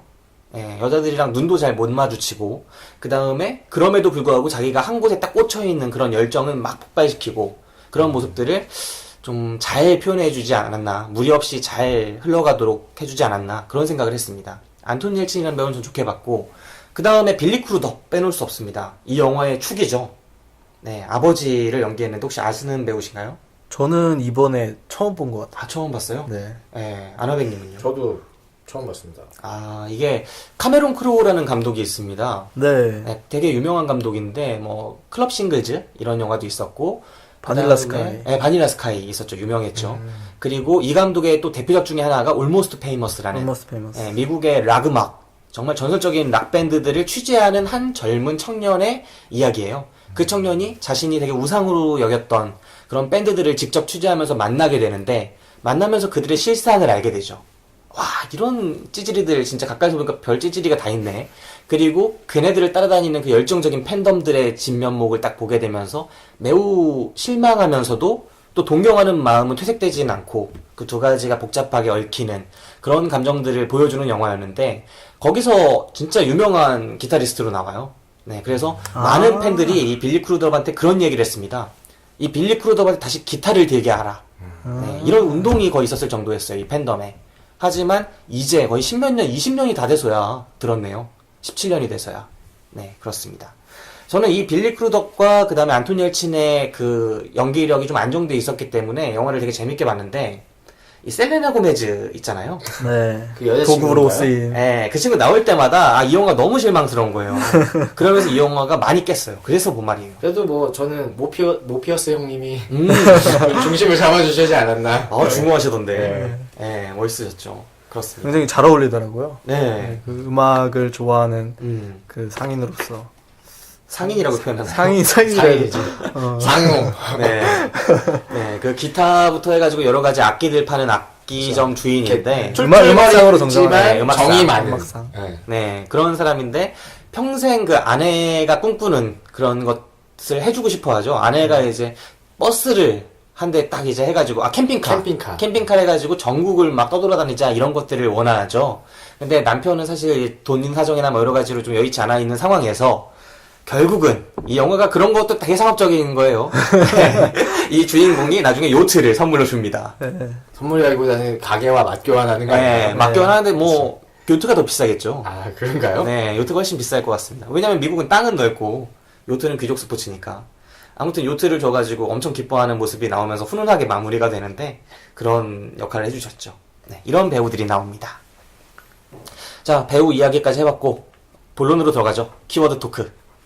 아나백님 준비해 오셨겠죠? 저는 뭐 아까 그 예술 얘기를 했는데 아니 키워드 토크가 아까 다 한 거 아니었나요? 아닙니다. 이제부터 시작합니다. 그래서 저는 항상 세컨드를 준비합니다. 그래요? 이거 힘들어지는데? 남자라면 마지막 한 방을 항상 뒷주머니에 껴놓고 있어야죠. 강대리 뭐 이렇게 제가 팁을 드리자면 얘기할 거 많잖아요. 그 얘기했으면 다음 거 그냥 아무거나 얘기하면 돼요. 저는 그냥 이게 영화를 하신 두 분 앞에서 제가 이런 얘기 하긴 좀 부끄럽지만 그냥 그 몇몇 장면에서 점프컷이라고 해야 되나요? 점프컷. 시간을 그냥 과감하게 생략해버리는 이런 것들이 되게 그 인상 깊었던 것 같아요. 여러 가지 있었는데 제 생각에는 뭐 여러 가지를 얘기하자면 처음에 이제 아버지가 폐인이 되는 장면이 깨끗한 집이었는데 갑자기 컷이 넘어가면서 그냥 시궁창 같은 집이 돼버리고 폐인의 모습을 보여주고 그 장면이 되게 매력 있는 게 아버지가 처음에 매우 고통스러워하죠. 장례식이 끝나고 막 아무것도 잘 안 되고 있는 상황에서 기자들이 막 달라붙잖아요. 한 말씀만 해주시죠, 한 말씀만 해주시죠 하면서 막 그런 걸 뚫고 차를 몰고 이제 집으로 오죠. 그때까지는 집이 막 전면 유리에 되게 호화스러운 집처럼 대리석 보이는데 쫙 깔려있고 네, 거기에 와서 딱 집에 들어오자마자 탁자에 차키 딱 외제차, 당연히 외제차구나. 아니 국내차일 수도 있어요. 미국산 차. 그러네요. 차키 딱 내려놓고 이제 뭐 피자, 냉동 피자. 냉동 피자를 딱 냉동에 꺼내서 전자레인지에 이제 돌리고 그 다음에 술 되게 좋아 보이는 고급 술 같은 거 딱 따가지고 잔에 따르는 장면인데 그 다음이 엄청 집안에 그 포장지들 엄청 널려 있고 집이 거의 폐허가 되어 있는데 또 냉동 피자를 거기서 꺼내서 먹으려고 하다가 뜨거워서 놓치고 그냥 안 먹어 막 이러는 그 장면하고 이제 그 밴드가 점점 성장하면서 좀 작은 규모에서 큰 규모의 공연들을 하는 것도 이렇게 한 곡을 완창하면서 점컷이 되고 제가 제일 좋았던 장면은 쿠엔틴에게 처음으로 마음을 연 장면 있잖아요. 쿠엔틴이 계속 삼고초리 하다가 어떻게 해가지고 막 들이대다가 같이 기타를 이제 치면서 근데 그 장면이 어떻게 표현되냐면 요트에 막 막무가내로 올라가요. 쿠엔틴이. 그래서 기타를 잡고 자기가 그 바에서 클럽에서 들었던 그의 음악을 막 이렇게 기타로 치면 노래 불러요. 그러면 이제 그 주인공이 야 그게 아니지 뭐 이렇게 하다가 갑자기 거기서 노래소리가 들리고 다 먹은 와인잔과 음식 그 접시 같은 게 보여요. 그러면서 막 또 노래가 나와요. 둘이 뭐 콜라보라고 해야 되나요? 뭐 듀엣을 하는 그게 잠깐 나오고 아 우리 정말 즐거웠다 뭐 이런 식으로 얘기하는. 그러니까 그게 어떤 감독이었으면 그걸 다 보여줬을 거 아니에요. 그 과정들. 근데 그냥 탁 드러냈는데도 불구하고 확 와닿을 수 있는 그 장면이 되게 인상 깊었어요. 그래서 그런 장면들을 되게 잘 썼구나. 그런 생각을 했어요. 그래서 저는 이 감독이 되게 매력 있었던 게 그런 장면들에서 사실은 아까 그 상업영화라는 지점에서 나오는 건데 그런 장면, 그러니까 점프컷 A라는 컷과 B라는 컷을 붙여가지고 그 안에 들어있는, 그러니까 A라는 컷과 C라는 컷을 붙인 거죠. 그래서 사실은 B라는 컷을 꺼낼 수 있는데 안 꺼낸 거예요. 근데 그 B라는 컷들이 사실은 되게 상업적인 장면들이거든요. 생략된 B라는 컷들이. 수많은 에피소드들이 들어갈 그러니까 수 있어요. 처음 장면 생각하면 아빠가 막 괴로워하지. 괴로워하고 막 방황하고 술 먹고 막 이런 장면들이 막 들어가서 벽에다가 위스키 짝짝 훔치고 막 여자들 콜걸 부르고 막 하고 막 부인이 왜 이래 하고 아니, 막 이미 이혼했는 이혼했었나? 상태였었죠. 아, 그런 콜걸 걸로 부르는 건 우리는 콜걸 생각 안 했죠. 네. 김기사만 콜걸 생각. 아니 뭐 그냥 음탕하시네요. 네, 그냥 흥청망청 막 이런 장면 나올 수 있고 뭐 밴드로서 뭐 그러는 거는 또 드라마틱하게 그 친구와의 교감 느끼고 막 하는 장면이 있을 수 있거든요. 제가 볼 때 이 윌리엄 H. 머시 이 감독은 기술적으로 그러니까 자신의 메시지를 전달하기 위해서 상업적인 것들을 차용을 했지만 너무 이것이 도식적으로 흘러가는 걸 방지하기 위해서 점프컷이라는 걸 되게 효율적으로 활용했다. 그리고 그 효율적인 점프컷이 얼마나 완성도가 있었냐면 저는 아직도 그 일종의 성장 영화에 등장하는 점프컷의 전설로 꼽는 장면이 하나 있습니다. 라이온킹 보셨나요? 네. 너무 오래됐어. 이렇게 심바가 어린 심바가 진짜 아. 미국의 심바가 되기까지 이렇게 노래 막- 한 곡이거든요. 네. 이렇게 투닥투닥 하면서 막 품바랑 놀면서 하쿠나 마타타. 예, 하쿠나 마타타 부르면서 그 외나무 다리 건너가면서 이거죠, 갑자기 이거. 갑자기 털이 돋아나고 근육 생기고 하거든요. 그리고 뭐 시네마 천국 정말 유명한 영화죠. 주세페 토레 감독의 거기서도 아이가 막 영화를 보는데 갑자기 이제 손으로 영사기를 가리나 뭐 그래요. 누가 손으로 얼굴을 가려줄 거예요 아마. 아이의 얼굴을 가려주는데 그 손을 딱 떼니까 애가 청년이 되어 있어요. 막 그런 식의 장면들, 그러니까 일종의 점프컷이라기보다는 정확하게 말하면은 A와 C라는 그 사이에 있는 수많은 이야기들을 생략하는 방식이죠. 성장을 쫙 넣어버리는. 그게 이 영화에서 되게 효과적으로 계속 사용됩니다. 반복적으로. 전 매우 좋게 봅니다. 아마도 저는 예. 비슷한 느낌의 편집 사용으로 보면은 빌리 엘리어트가 가장 좋았던 것 같아요. 어떤 혹시 장면이었어요? 기억나세요? 그 빌리 엘리어트가 처음에 춤에 빠졌다가 네. 아버지의 질타랑 뭐 이런 거 때문에 고통스러워하다가 네. 그 세월이 이제 뭐 봄에서 겨울까지 지났다라는 걸 표현하는 걸로 이제 마을의 끝에 가가지고 이 빌리가 벽에 기댔다가 이제 카메라가 틸다운을 하고 올리는데 네. 갑자기 겨울로 변해 있으면서 그 터벅터벅 걸어가는 그 장면이 네, 지금 기억나네요. 나는 왜 기억이 안 날까? 안 본 거 아니에요? 봤어요. 아, 역시 감성이 우리랑 좀 달라. 스릴러 쪽 봐야 돼. 그걸 보면서 네. 왜 박근혜가 이 영화를 좋아하는지 나는 알겠다 이런 생각을 했죠. 아, 왜요? 아니 그게 어떤 그 대처의 어떤 그런 신자유주의적인 정책을 비판하는 영화라고 생각하잖아요. 네. 근데 빌리어트가 성공하는 건 개인의 노력. 개인의 노력, 노조 배신하고 아빠가 그지? 그 박근혜가 그 부분 박수를 쳤을 거야. 혼자 열심히 살면은 시골에서 상경해가지고 혼자 열심히 해가지고 네. 그거 아니야. 그래서 그래서 우리 전 박통께서 좋아하지 않나 그냥 갑자기 그런 생각이. 그러니까 사실 그 영화를 보면은 이 개인의 성공과 이 마을의 퇴락 이런 것들이 진짜 기묘하게 딱 겹쳐지면서 상당히 아련한 어떤 슬프고 좀 그런 감상을 불러일으키죠. 성장 영화이면서 동시에 퇴락하는 무언가를 보여주는 영화라는 데 멋이 있는 건데 그거를 매우 도덕 교과서적으로 보면은 박통이 좋아하실 수 있죠. 이게 통이 아니잖아. 뭐 뭐죠? 수감자? 네, 피고인? 피고인? 법대 출신 얘기. 아직 그 재판 중이니까 피고인이죠. 네, 조만간 뭐 이제 수감자로 지금 수감자기도 하고요. 그렇습니다. 네. 자, 배우 이야기도 해봤고 키워드 토크에서 그래서 뭘 뽑으셨어요? 점프컷. 점프컷. 네, 알겠습니다. 상당히 괜찮은 지적이네요. 그래요? 네. 감사합니다. 강대리님 뭐 뽑으셨습니까? 저는 예술은 성역인가? 예술은 성역인가? 네. 네, 어떤 의미에서 뽑아온 건지는 알 수 있겠네요. 그 약간 살인범인 아들이 만든 게 음악이잖아요. 네. 근데 음악은 약간 누군가도 건들 수 없는 것 같은 느낌이 있어요. 음. 이거를 뭐 아버지가 불렀다, 뭐 했다를 평가하기보다는 이런 일이 실제로 있는데 이게 만약에 나중에 막 후대에 공개됐는데 이게 엄청난 곡이야. 뭐 이런 식으로 생각을 해본다고 하면은 이걸 네. 어떻게 우리가 받아들여야 되나 이런 고민을 했던 것 같아요. 이 영화 때문에. 저도 뭐 약간 좀 다른 이야기일 수 있지만 이 영화를 보면서 전개를 내가 예상을 하잖아요. 그리고 저는 처음부터 살인범이라고 생각을 했었고 점점 성공해가지고 뭔가 아버지가 큰 콘서트장에서 사실은 이랬다. 이거 뭐 밝히는 이런 영화가 되지 않을까? 진짜 이게 상업적인 느끼셨죠? 상업이란 무엇인가? 그래서 제가 좋게 봤다는 거예요, 이 영화. 나 미녀는 괴로워 보는 줄 알았어 방금. 깜짝 놀랐네. 아, 그러고 보니까 민영계로도 되게 전개가 비슷하네요. 그죠. 비슷한 부분도 있죠. 네, 그렇습니다. 끝이에요? 그 얘기를 한번 더 아, 근데 풀어보죠. 저는- 어떻게 생각해요, 그거? 성역이라고 생각합니까? 저는 성역이라고 생각합니다.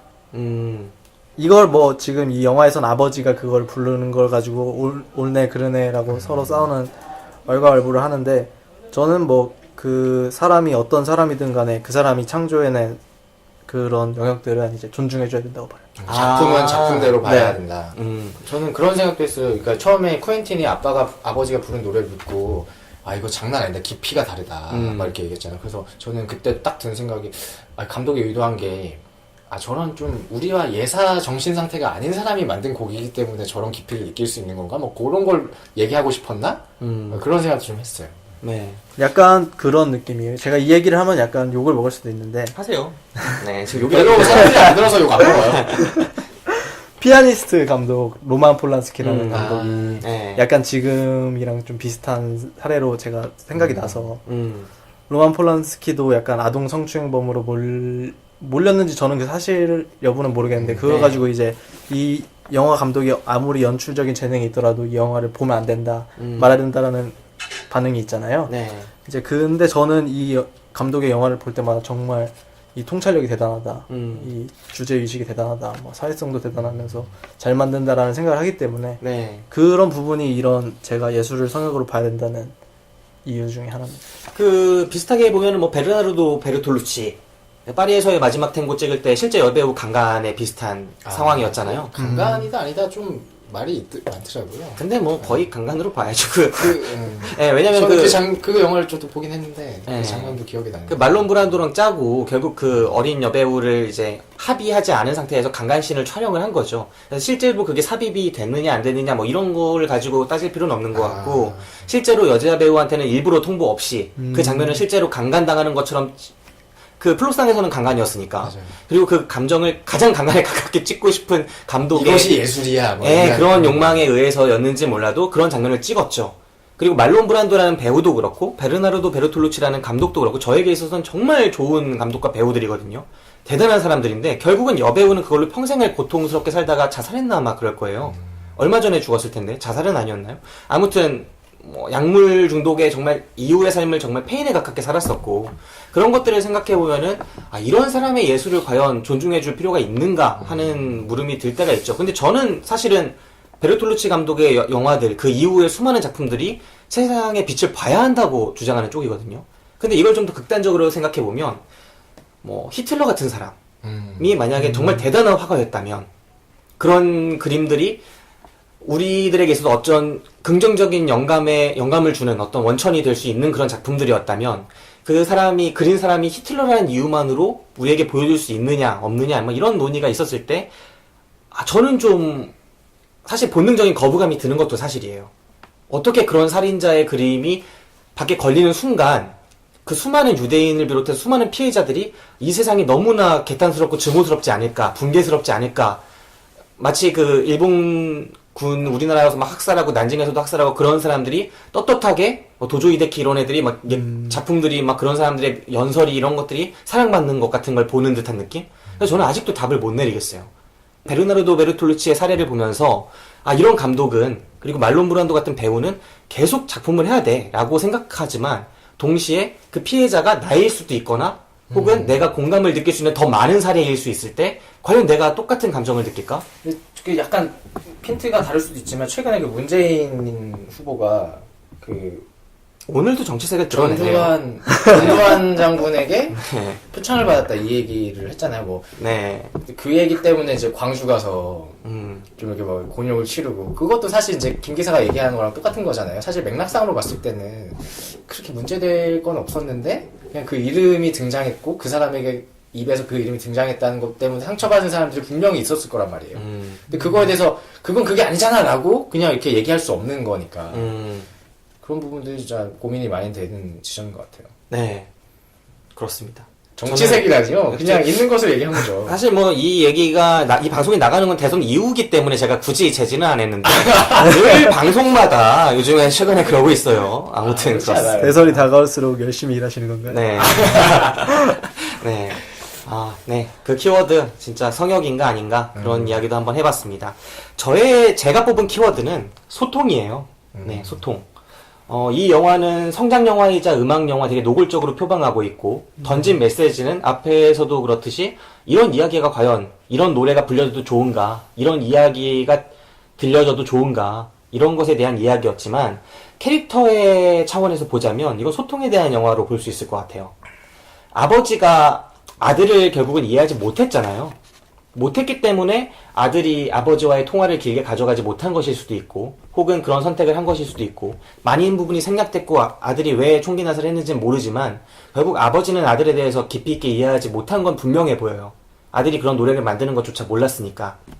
그런데 아버지가 이 영화 내내 하고자 하는 작업, 그리고 실제로 하고 있는 작업은 아들과의 소통이에요. 이미 사라진 아들이지만 그 아들이 남겼던 작품, 아까 영화 예술 뭐 이렇게 말씀 많이 하셨는데 음악도 뭐 예술의 일부로 볼 수 있잖아요. 예술의 한 네, 갈래로. 이 음악, 그 예술, 그 표현을 아버지가 뒤늦게 아들이 세상을 떠난 이후에 그 표현을 수용하기 시작했고, 그 수용을 통해서 다시 재표현을 하기 시작했어요. 그리고 재표현을 하다 보니까 또 다른 수용자가 필요해진 거죠. 예술이 어떻게 보면 본질적인 측면이에요. 표현은 수용자를 필요로 하기 때문에 내가 그거를 수용을 했고 다시 표현을 하는 순간 그걸 들어줄 아들이 없기 때문에 다른 사람을 찾게 되는 거죠. 그래서 아들의 노래를 불러주러 밖으로 나가죠. 그래서 밖으로 나가서 아들의 노래를 부르는 그 상황에서 점점 더 많은 고민을 하게 됐을 거예요. 자신의 표현인 동시에 아들에 대한 표현이기도 했을 테니까. 그래서 많은 고민을 했겠지만 마지막에 아버지가 왜 무대에 섰을까? 그 쿠엔틴도 그렇고 또 그 셀레나 고메즈도 그렇고 이런 노래는 불려져선 안 돼. 이 노래는 불려져선 안 되는 노래인 걸 알잖아. 이렇게 심하게까지 아버지한테 말을 했음에도 불구하고 아버지가 왜 마지막에 무대에 섰을까를 생각해보면 역시 소통이었던 것 같아요. 아들이 미처 세상하고 소통하지 못했다라고 본다면 아들이 이루지 못한 그 소통을 아버지가 조금은 대신해주고자 하는 마음이 있지 않았을까. 아들이 그렇게까지 곡을 만들고 또 가사를 쓰고자 했던 건 누군가 어떤 청자를 대상으로 한 어떤 표현을 하고자 함이었는데 실제로 그걸 하지 못하고 죽었잖아요. 작품도 발표하지 못하고. 그 아들의 노래를 대신해서 불러주고 또 아들이 끝내 확보하지 못한 아들의 자리를 아버지가 대신해서 조금은 마련해주고 싶은 그런 구성애가 아니었을까. 저는 그거랑 하나 더 이제 처음 영화 초반부터 나오는 그 사진 있잖아요.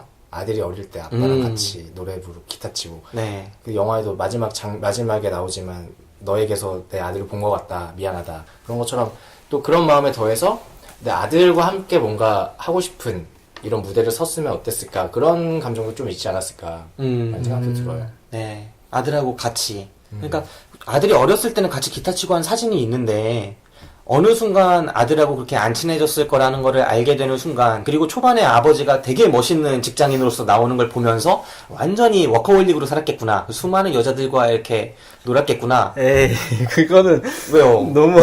아니, 저는 그렇게 추측한 게, 네. 나는 이혼한 지 오래됐고, 아빠가 술에 취해가지고 회사에 가는데. 그치, 나도 그거 생각했어. 딱 보니까 이렇게 안내원이라고 해야 되나? 그 앞에 앉아 계신 분하고 그 내연 관계였던 거예요. 제가 봐도 그거예요. 그러니까 아까 점프컷 말해주셨는데, A씨 사이에 있는 B가 제가 볼 때는 그 여자와의 이제 여러 가지 분가적인 그런 것들이라고 생각을 합니다. 근데 이렇지 않았거든요.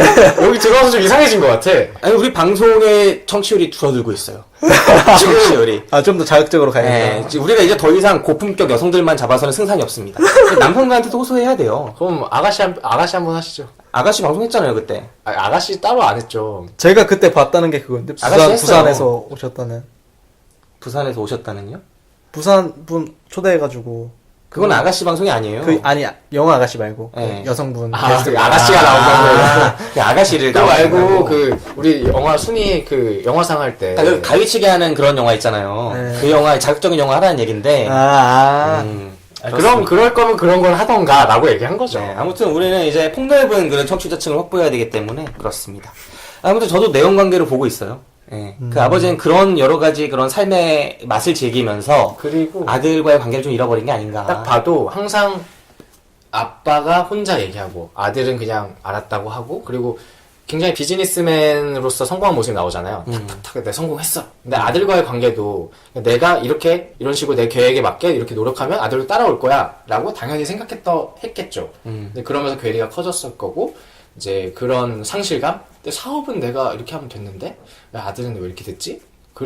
그 괴리감도 엄청 컸을 것 같아요. 근데 이 영화에서 주어진 정보만으로 이제 아들이 이제 사랑을 못 받았다라는 그런 식은 좀 아닌 것 같아요. 그 정도로 전화를 하는 아버지는 이미 충분히 좋은 아버지예요, 사실. 제 기준에서는. 네. 그리고 20대 이제 초반에 이제 되게 사춘기도 지났지만 사회 초년생도 아니고 대학생인데 그때 되게 감정이 불안정할 때잖아요. 그럴 때 아들을 완벽하게 이해하는 아버지는 존재할 수가 없죠, 사실. 그래서 이 영화가 왜 전형적인 상업 영화와 다른가? 그것도 여기서 나옵니다. 자, 한국에서 만약에 전형적인 자본이, 상업 자본이 들어와서 전형적인 상업 영화를 만들었다. 그럼 이 아버지가 어떻게 표현되느냐? 설명이 다 돼요. 설명이 다 됩니다. 이 아버지가 착한 아버지인가 나쁜 아버지인가 보여주기 위해서 착한 아버지면은 뭐 그 전화도 하고 같이 놀아주고 막 놀이공원 가고 뭐하고 밥도 먹고 김밥 조금 가서 같이 먹고 이런 내용 다 나올 거예요. 그리고 나쁜 아버지면 진짜 나쁜 아버지지. 아들한테 쌩까고 아들 막 고민하고 우리 아버지는 나한테 이렇게 큰일 있는데 도움도 안 줘. 막 이런 것들이 나올 텐데 이 영화는 두 가지 해석, 여러 가지 해석들이 다 나올 수 있게끔 하고 있다. 그래서 저는 이 윌리엄 머시가 충분히 줄을 잘 타고 있다. 네. 부산행 같은 영화에서도 많은 사람들이 상업적이라고 욕했지만 저는 역시 이 영화도 상업과 일정 부분 타협하면서도 자신의 작품 세계를 지키려는 그런 노력이 있다고 봤던 것처럼 이 영화도 좀 그렇게 생각합니다. 그렇군요. 네. 저도 사실 이야기 자체가 너무 안타깝기도 하지만 아름다운 이야기여서 영화 자체의 표현도 그렇고 사실 제가 아쉬움을 토로해서 비추천을 줬지만 어떻게 뭐라 이렇게 완전히 깎아내릴 수는 없는 영화 같아요. 정말 아쉬운 점이 있다면 이 영화에서 나온 노래 연주 장면들 있잖아요. 그 중에 한 두세 개만 빠지고 조금 더 깊이 있는 장면이 들어갔으면 어땠을까라는. 그리고 그 여자친구 안 나오고. 네. 나 그 여자친구 좀 안 나왔으면 좋겠어. 걔가 그 캐나다의 그 깝치는 애 있잖아요. 팝스타 중에. 캐나다의 남자 팝스타 중에 되게 유명한 젊은 애. 솔로 남자. 그 셀레나 고메즈 남자친구잖아요. 베이비 부르네? 맞는데 이름이 뭐지? 저스틴 비버. 저스틴 비버. 저스틴 비버. 캐나다 사람이야? 네, 캐나다 사람. 미국 사람 아니에요? 아니에요. 네, 그 저스틴 비버 여자친구로 제가 처음 알았는데 나 진짜 이 곳곳에서 볼 때마다 연기를 이렇게 해요. 저는 매우 싫어하는 배우입니다. 원래 가수였던 것 같은데 아무튼 그래요. 네, 그렇습니다. 자, 이제 우리 키워드 토크도 다 끝났는데 이제 연관 영화 시간으로 한번 넘어가 보죠. 키워드 하나 더 해도 돼요? 더 해도 됩니다. 기레기.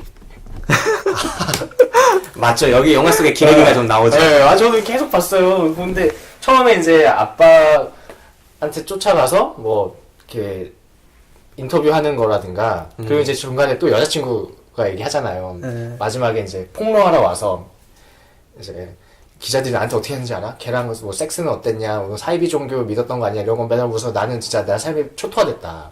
이런 얘기도 나오고 그리고 이제 기레기를 키워드로 꼽은 게 뭐 좀 사변적인 부분들도 있지만 영화에서 좀 중요하다고 생각하는 장면 중에 하나가 그 악기점 주인하고 같이 차를 타고 가면서 하는 얘기 있잖아요.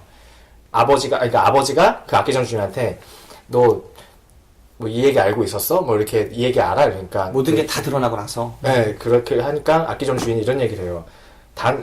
아니 나 무슨 얘기인지 모르지. 기사만 읽었으니까. 이런 얘기를 해요. 맞아요. 근데 이 얘기를 또 전 부인한테 가서 아들이 만든 음악을 들어봐라. 그리고 그 아이를 낳았다 그랬잖아요. 형이 기사에 난 것 말고 어떤 사람인지 알게 해줘야 될 거 아니냐. 뭐 이런 식으로 얘기를 하죠. 그래서 이게 사실 우리가 기사 보고 되게 믿잖아요. 네. 막 이렇게 기사 나오면 막 공유해가지고 막 쓰레기다 아니다 막 이런 하는데 사실은 기사는 되게 단편적인 것만 담을 수밖에 없는데 그 이면의 것을 볼 수 없고 그래서 저는 그 대사가 기레기들의 그런 행태와 엮여가지고 영화적으로 되게 중요하게 다뤄지지 않았나 하는 생각이 들어서 그래서 카톡으로 찌라시 전파합니까? 찌라시요? 기사나 찌라시랑 똑같다 이거야? 찌라시 이 친구 유명한 찌라시 전파자. 내가 볼 때 검찰이 잡아가야 돼 하나에 내가 볼 때는. 통책입니다. 저한테도 좀 보내주시죠. 알겠습니다. 제가 그래서 김 기사한테 보내죠. 네. 체크해라. 팩트 확인을 내가 하는데 내가 볼 때는 한 50%는 뻥이야. 이 찌라시가. 그거 찌라시는 다 믿으면 안 됩니다, 여러분. 자기가 자기말이 굉장히 팩트라서. 많고 그렇기 때문에 그냥 참고하시라. 그리고 이 찌라시를 누가 보냈을까 한번 추측해 보시라. 찌라시는 다 의도가 있습니다. 네, 근데 사실은 기사도 똑같아요. 본질적으로는 찌라시와 그쵸. 기사가 완전히 동일할 수도 있는 거죠. 그래서 기사가 사실은 좀 더 포장돼서 격식 있게 보이지만 그것 때문에 기사가 더 위험한 걸 수도 있어요. 그쵸. 네. 의도를 가졌기 때문에. 그죠. 찌라시도 의도가 있고 기사도 의도가 있는데 찌라시도 막 그런 거거든요. 어떤 사람이 자신의 이해관계에 맞게 제작하는 거죠. 뭐 셀프 제작도 하고. 네, 셀프 제작, 자기가 자기 얘기를 제작하기도 하고, 내가 다른 사람을 깎아내리기 위해서, 혹은 치켜 세우기 위해서, 혹은 어떤 커다란 그림을 보고 나에게 궁극적인 이득이 오게 하기 위해서 여러 가지 목적으로 제작을 하는데, 기사도 사실은 공정하게 사실관계만 담은 것 같지만 그렇지가 않은 거죠. 그래서 이 영화 속에 드러나는 그 모피어스 아저씨의 대사가 진짜 그 언론이나 어떤 미디어를 대하는 올바른 자세라고까지 느껴졌어요, 저는. 네. 나는 모르지. 기사만 봤으니까. 네. 나는 뉴스만 봤으니까 진실은 모르지. 그 진실의 대상자인 너의 이야기도 사실은 진실이 아닐지도 모르지만, 좀 더 본질적인 걸 알기 전에는 알 수 없다라는 그 자세가, 저는 그 말 한마디가 마치 그 윌리엄 H. 머시 그 감독 겸 배우가 관객한테 던지는 또 하나의 그런 철학이지 않았나. 그렇게 생각을 했습니다. 네. 물론 그 강대리님은 아직은 갈 길이 먼 감독으로 보는 것 같지만, 저는 뭐 충분히 숙련도가 있다고 봤어요. 그리고 또 좋았던 게 그 네. 대사 전에, 이거는 이제 그 아들을 옹호하는 듯한 발언이잖아요. 근데 그 전에 그런 얘기도 해요. 너 아들이 쏴 죽인 다른 애들도 누군가의 아들, 딸들인데 너가 그렇게 옹호하면 되냐. 뭐 이런 얘기도 해요. 네. 그래서, 이게 뭐 일방적인 얘기가 아니어서 더 좋았던 것 같아요. 네. 한번 궁금해서 물어보고 싶은데, 그 두 분은 감독은 어떤 입장에서 영화를 만든 것 같으세요? 어떤 입장에서요? 네. 음, 강대리님 정줄 놓지 마시고요. 네, 서서히 당이 떨어져 가시는 것 같은데. 네, 아닙니다. 네. 이게 너무 어려운 주제다 보니까, 음. 제가 또 이렇게 한번 얘기를 하면은 뭐, 지금 되게 중요한 주제 말씀하셨잖아요. 기자들이 얼마나 글을 책임감 있게 써야 되는가 위도가 있기 때문에. 제가 여기서 말하는 것도 어쨌든 기록이 되는 건데, 네. 제가 그런 거에 되게 진지충이라서, 네. 알고 있어요. 진재충 아니면 서양 철학서처럼 거 안 들고 다녀 1000페이지짜리. 중요하죠. 네. 사실 그 기사를 쓰게 되면은 처음엔 되게 무게감을 갖고 쓰는데 점점 매너리즘에 빠지면 이게 기록이든 뭐든 그냥, 물론 김 기사는 안 그랬어요. 근데 저는 좀 이렇게 막 올리고 막 그랬거든요. 저는 말씀드립니다. 아직도 저는 저의 뒤를 돌아보면 떳떳한 길을 걸어왔어요. 힘들었죠. 네. 저는 조금 예술을 성역으로 봐야 된다는 제 입장하고 비슷하게 생각하고 하신 것 같아요. 아, 감독님도 어떤 부분에서 그렇게 느꼈어요? 마지막에 장면이, 이제 마지막에 그 주인공 아버지가 자기 이제 그런 모든 일들을 지나고 나서 이제 떳떳하게 자기가 이게 내 자식이 쓴 곡인데 내 자식은 살인범이다라는 걸 말하고 나서 이제 연주를 시작하잖아요. 그거 자체가, 근데 그 중요한 건 그거죠. 그 노래를 부를 때 관객들의 자세를 이제 카메라가 어떻게 비추었냐. 뭐 진짜 이 영화의 감독이 저랑 반대의 생각이었으면 갑자기 뭘 던진다거나 뭐 야유를 보낸다거나 적어도 그 정도의 연기는 좀 들어가지 않았을까 라는 생각이 들었는데, 저는 맥주병이나 이런 거 나왔어야 된다고 생각합니다. 사실은. 네, 이 영화에 저도 윌리엄 머시라는 이 감독이 되게 우호적인 입장에서 찍었다고 생각을 해요. 그러니까 영화는 매우 담담하고 되게 중립적으로 찍힌 것 같지만 사실은 이들에게 이 장 자체를 마련해 줬다는 것만으로도 상당히 우호적인데, 그죠. 그 관객의 표정을 봤을 때, 관객의 반응을 봤을 때 온건하거든요. 상당히 적대적이지 않고 그냥 들어주려고 하고, 그러니까 적어도 트럼프 같은 애들이 없단 말이야. 제가 생각하는 이런 영화를 봤을 때의 반응은, 진짜 트럼프 같은 관객이 있어야 하는 거죠. 네, 그죠. 맥주병 날라오고, 오늘 홍준표 그 도지사 사임했잖아요. 사임하는데 차에 소금 뿌리고 막 그랬어. 당연히 뿌려야 되는 거지만. 아니, 근데 홍준표한테도 뿌리는데, 여긴 더 뿌렸어야 하는 거 아닌가? 사실. 근데 그걸 홍준표 쪽에서, 그러니까 축하해주는 듯한 걸로 포장해서 이렇게 페북에 올렸다고 하더라고요. 네, 앞뒤를 물리치는 걸로. 네. 진짜 그 본인이 아낀 걸 모르고 참. 저는 근데 한편으로 그 장면이 되게 이해가 갔던 게, 네. 아까도 이제 강대리님께서 조승희 씨 사건을 얘기했잖아요. 네. 근데 저는 그때 몇 년 전인지 모르겠지만 저도 상당히 어렸을 때 같은데, 그런 보도들을 봤어요. 미국 사람들이 조승희에 대해서 미안하다. 그리고 조승희에 대해서 추모도 해주고, 그런 뉴스를 본 적이 있거든요. 그래서, 저게 어떤 감정일까 되게 궁금했던 적도 있고, 한편으로는 살짝 알 것 같기도 하다? 그러니까, 그게 진짜 병리적인 걸로 본 거잖아요. 우리 사회에서 너가 나올 수밖에 없었구나. 미안하다. 이렇게 된 건데, 약간 그런 시선으로 좀 영화를 찍지 않았을까. 네. 그렇게 봤어요. 네, 그렇습니다. 자, 키워드 토크 해봤고, 지금 뭐 하고 있었죠? 연관 영화 하자고 하는데, 지금 하나 더 하고 싶어 한 거구나. 자, 연관 영화 충분히 시간이 있습니다. 자, 네. 연관 영화. 강대리님 먼저 어떤 영화를 뽑아왔는지 한번 볼까요? 저는 보이 A라는 영화 뽑았습니다. 보이 A? 네. 처음 들어보는데. 저도요. 처음 들어보세요? 네, 한번 소개해 주세요. 제가 이 영화를 너무 오래전에 봐서 정확한 줄거리는 이렇게 잘 모르는데 네. 주제는 맞는 것 같아요. 보이 A가 앤드류 가필드 혹시 아시나요? 네네. 그 친구, 스파이더맨. 그 친구가 이제 그 스파이더맨도 찍기 전에였을 거예요. 아마. 네. 그때 찍은 영화인데 내용의 줄거리는 영화의 줄거리는 이제 막말하는구나. 영화의 줄거리는 이 앤드류 가필드가 주인공일 때 어릴 때 좀 양아치 같은 친구가 있었어요. 네. 이 친구가 진짜 막 나가는 애였어요, 막.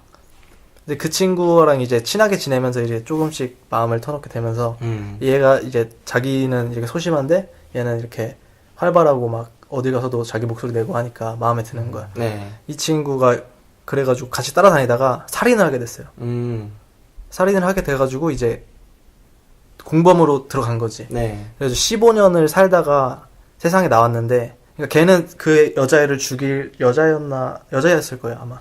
여자애를 죽이려는 목적이 없었는데, 같이 있었다는 것 자체로도 공범이 돼서 15년이라는 형을 자기 죗값을 치르고 나왔는데, 이제 거기 나와서 이제 열심히 살아요, 진짜 열심히. 이제 그걸 다 자기가 같이 있었다는 것만으로 죄라는 걸 뉘우치고 열심히 사는데, 이제 여자친구도 생기고 직장에서도 이제 인정을 받으려는 시점에서 이제 자신이 한 짓이 기사화되고 TV에 나오기 시작하면서 그 아이의 삶이 다 무너지는 거예요. 여기 제가 줄거리를 찾아보니까 그렇게 열심히 살다가 어떤 교통사고 현장에서 여자아이를 구했거든요. 네, 맞아요. 그래서 영웅이 됐는데 네. 사실 과거에 이랬었더라. 이렇게 된 거죠. 네. 그러니까 지금 이 영화가 다루는 연자제에 대한 네. 그 부분을 다루던 영화라서 이 생각이 딱 나더라고요. 아, 네. 예, 보이 A라는 영화 꼽아주셨고.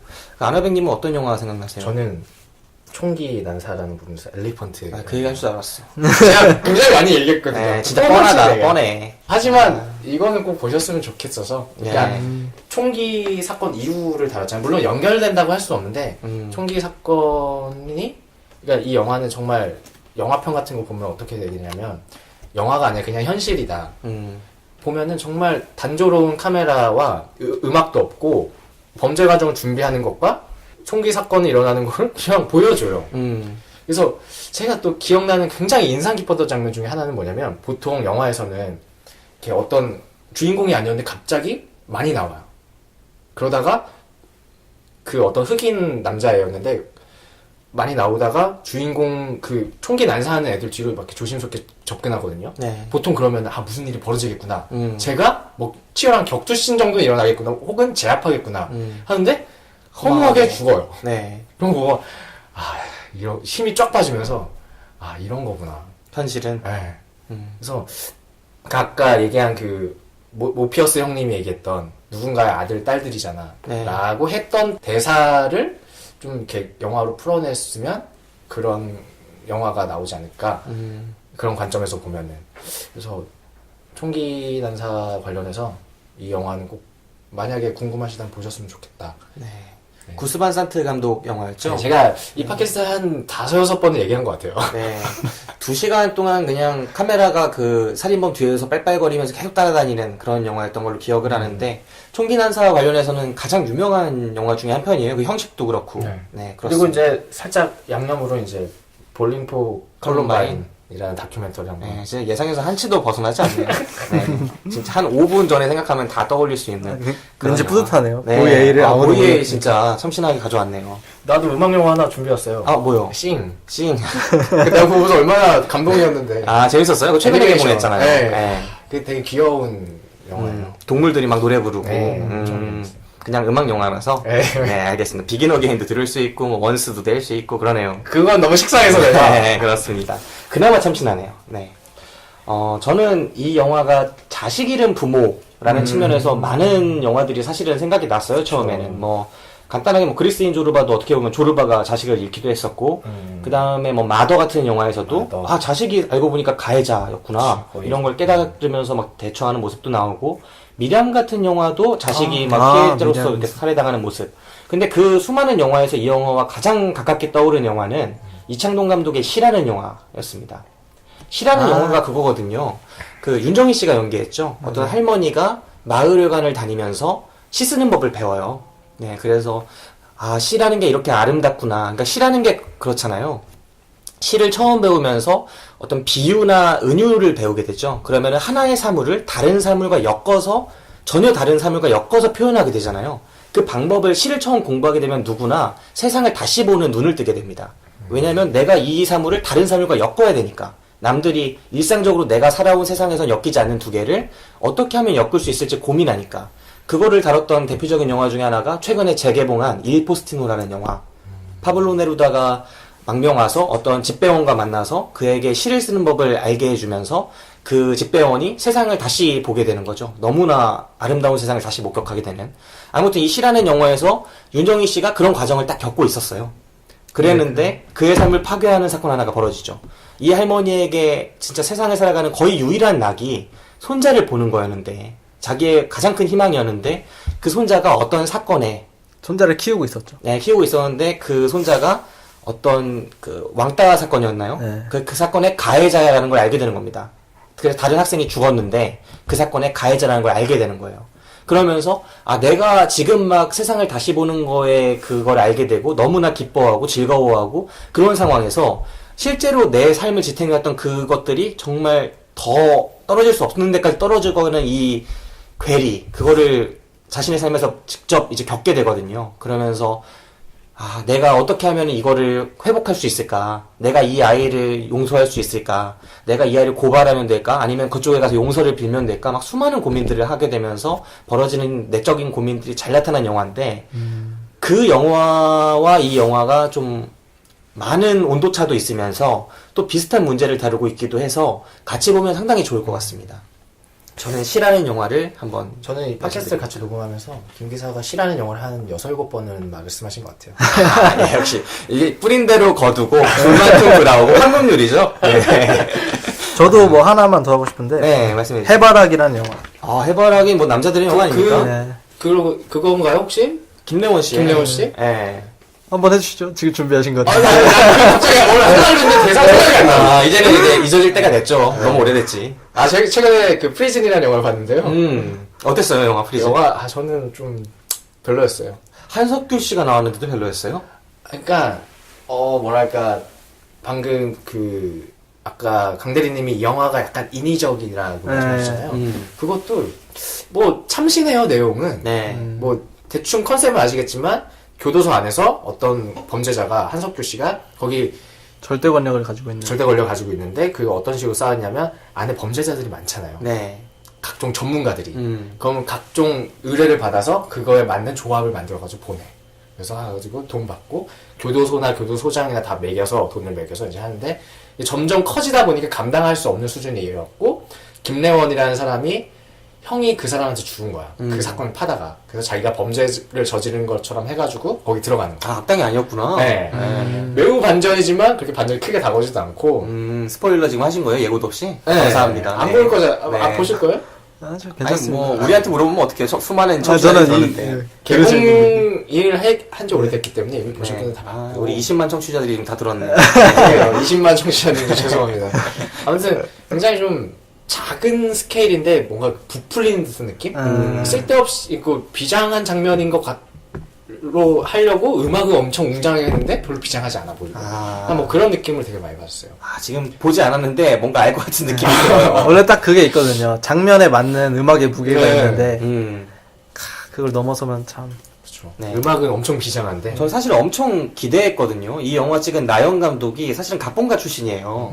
근데 각본 쪽에서 나름대로 좀 잔뼈가 굵은 감독들이 영화에 데뷔했을 때 괜찮은 모습을 보여준 경우가 많았거든요. 뭐 대표적으로 뭐 최동훈 감독, 그 다음에 음란사상 찍으셨던 김대우 감독, 뭐 이렇게 각본가 출신의 감독들이 상당히 괜찮은 데뷔작을 찍으면서 딱 입지를 굳히는 경우가 많거든요. 그런데 좀 기대를 했었는데 너무 평이 안 좋아서. 사실 해바라기로 돌아가 볼까요? 네. 들어갑시다. 해바라기요? 네. 해바라기는 저는 약간 그렇게 생각했어요. 해바라기의 주인공 김래원이 아까 말씀하신 그분이셨나요? 그 어머니 역할 하신 분이? 김영애 씨였나? 아니 김혜숙 씨 아니에요? 김혜숙 씨. 네. 되게 비슷하셔가지고. 전혀 다르게 생겼어. 무슨 소리야, 그런 말이야. 어쨌든 김혜숙 씨의 식던껌. 네. 그 아들을 죽이게 돼가지고 들어갔다 나오잖아요. 근데 속죄를 하고서 그 아들로 어머니의 받아주고. 아들로 받아주잖아요. 네. 그 부분에서 이제 이 죄를 이제 우리나라도 그렇고 뭐 모든 사람들이 좀 죄에 대해서 뭐 교도소가 죄인을 갱생시킨다고 하지만 형량을 다 채우고 나와도 뭔가 속박하는 게 있잖아요. 약간 낙인이 찍히고. 네. 근데 그런 부분을 우리가 어떻게 이렇게 해결해야 되나 받아들여야 되나 이런 식의 문제를 제기했기 때문에 해바라기 뽑아왔습니다. 네, 그렇습니다. 아, 근데 아나백님 또 하실 얘기가 있으시다고. 그 두 가지가 있는데 네. 되게 간단한 거예요. 네. 근데 제가 요즘에 영어 공부를 우리가 다 열심히 하고 있지 않습니까? 아, 어마어마하게 네. 하고 있죠. 근데 여기서 좀 신기했던 게 이게 이 영화상에 진짜 그런 건지 아니면 영어가 그런 건지 모르겠는데 마지막에 아버지가 내 아들의 이름은 이거예요 라고 얘기할 때 My son's name was 로시라고 하거든요. 네. 그럼 였다였잖아요. 네. 로시였다. 그리고 This was his song. 이 노래는 아들의 노래였다잖아요. 네. 그러니까 우리나라는 그렇게 얘기 안 하잖아요. 내 아들의 이름은 A다. 이 노래는 아들의 노래다. 근데 이게 영화상에 뭐 아니, 왜 웃어요? 왜 웃어요? 아니 지금 되게 영어의 심층으로 들어가야 될 기분이. 아니 심심이 아니고 그냥 궁금해서 네. 그래서 좀 의아하잖아요. 네. 그냥 영어가 그런 건지 아니면 영화상에서 정말 그렇게 얘기한 건지. 네. 마치 김 기사가 그때 혼란스러워했던 게 하나 있거든요. 라라랜드에서 그 남자 주인공 여자 주인공 보셨죠? 네. 오디션 가자고 막 하는데 오디션 보자 하는데 여자친구가 안 간다고 그러니까 NO! 이러거든요. 네. 근데 김 기사는 당연히 자막은 뭐 안 돼 이런 식으로 나왔는데 어떤 글을 쓰시는 분이 싫어라고 이렇게 썼어요. 글을. 네. 그걸로 쫙 풀어나가셨는데 그래서 김 기사가 평론하기 위해서 영어를 공부해야 되는 것인가 뭐 이런 얘기를 한 적이 있어서 이거는 뭐 여기서 제가 답을 당연히 알 수 없고 두 분에게도 김 기사 영어 못하는 거 아니까 혹시 강 대리님이 영어를 잘하시나 해서 한번 여쭤보고 싶었던 거고. 지금 청취자 여러분들이 지금 많이 혼란을 갑자기 겪고 계실 텐데, 아나백이 또 영어를 잘하느냐 하면 토익 680인가? 아, 진짜 창피해가지고, 아니, 웃음을 못 말이 하지 마. 이게 무슨 워즈 이런 얘기하고 있어요, 갑자기. 굉장히 이상한 문제였어요. 문제 강 대리님이 혹시 지금 이 얘기하니까 뭐 저희 연수원의 명강사이신 이제 최승희 교수님 빼놓을 수 없는데 제가 그분의 강의를 들으면서 영어를 더 잘 이해하고 있는데 네. 그 얘기가 딱 맞을 것 같아요. 그 최승희 교수님 강의 중에 이제 영어는 이제 영어권에서 영어가 만들어진 거는 소속 문화에서 만들어져서 되게 소속 문화? 되게 그런 계산적이다. 얘기 우리는 왜 안 해주지 그런 얘기? 네. 아무튼 그래서 이제 뭐 복수와 단수를 무조건 구분하고 과거와 현재를 정확하게 구분하고 이런 거를 되게 정확하게 여긴다고 하잖아요. 그렇기 때문에 아마 아들이 죽은 고인이기 때문에 워즈로 하고 이미 지나간 그 작곡한 것도 지나가기 때문에 워즈로 쓰지 않았을까라는. 그 곡은 이제 나의 곡이기 때문에 워즈가 아니라. 아니, 아버지와 아들 관계도 이 소속 문화가 있으니까 상속이 됐고 뭐 이런 거 있을 수 있잖아요. 확실하게 말하면. 아직 전화가 등록이 안 됐기 때문에 소유권은 내 거다 이거지. 뭐 그렇게도 볼 수 있어요. 참 아름다운 결말 감사합니다. 그리고 제가 최승희 교수님 그 영어 가르치시는 분을 제가 5살 때만 만났어 또 제가 지금 애드김입니다. 진짜 안타까워요. 교육이 중요해요, 참. 그렇죠. 근데 정말 영어가 잘못된 쏙 들어오고 말을 물론 수업 끝났을 때는 잘 안 나오지만 수업 시간만큼은 잘 나올 것 같아요. 그죠. 영어도 잘 될 것 같고. 제가 딱 그 수업 듣는 시간까지는 제가 영어에 대한 학교에 불타다가 딱 이 종이 울리고 나서 갑자기 토익은 노잼이잖아. 그자. 네, 그자.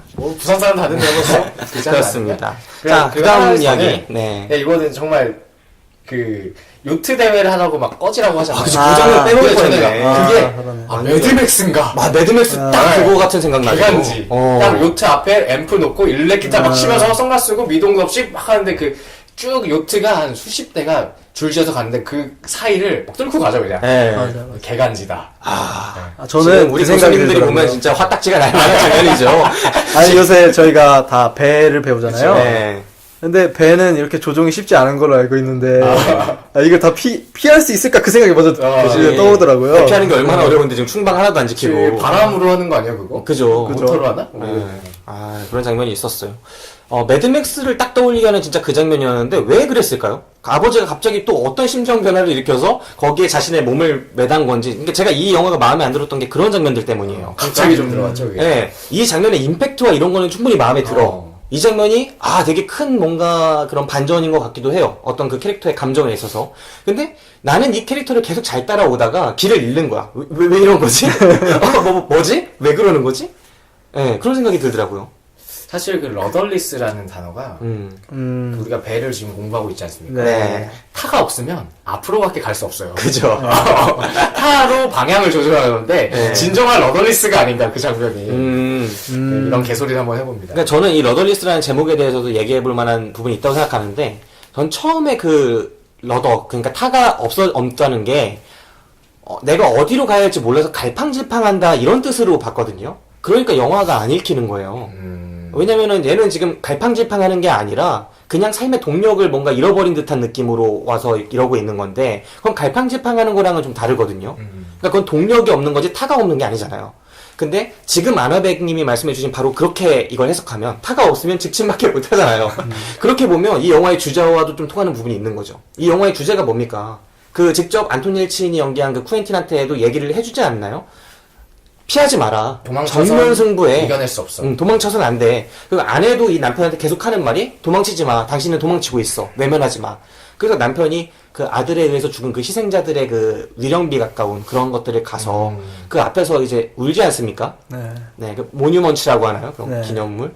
코인 용어네요. 자랑하고 싶었어요. 네, 아무튼 그런 것들을 보면서 러덜리스 타가 없다는 게 그 뜻이 내가 처음 생각한 그런 의미가 아니라 어쩌면은 거의 직역해야 되는 거죠. 네, 그런 게 아닌가 하고 생각이 되더라고요. 네, 아무튼 되게 철학적인 그 영화 속에서도 그러잖아요. 밴드 이름을 러덜리스라고 지니까 너무 철학적이지 않아? 좀 그런 느낌이 왔어요. 약간 겁먹던 제목이었다. 그렇죠. 허세 제목. 네, 허세 제목이었다. 좀 그렇게 봅니다. 네, 이제 진짜 추천 비추천 가도 될까요? 네네네. 강대리님 할 말 다 하셨어요? 네네, 그럼요. 네.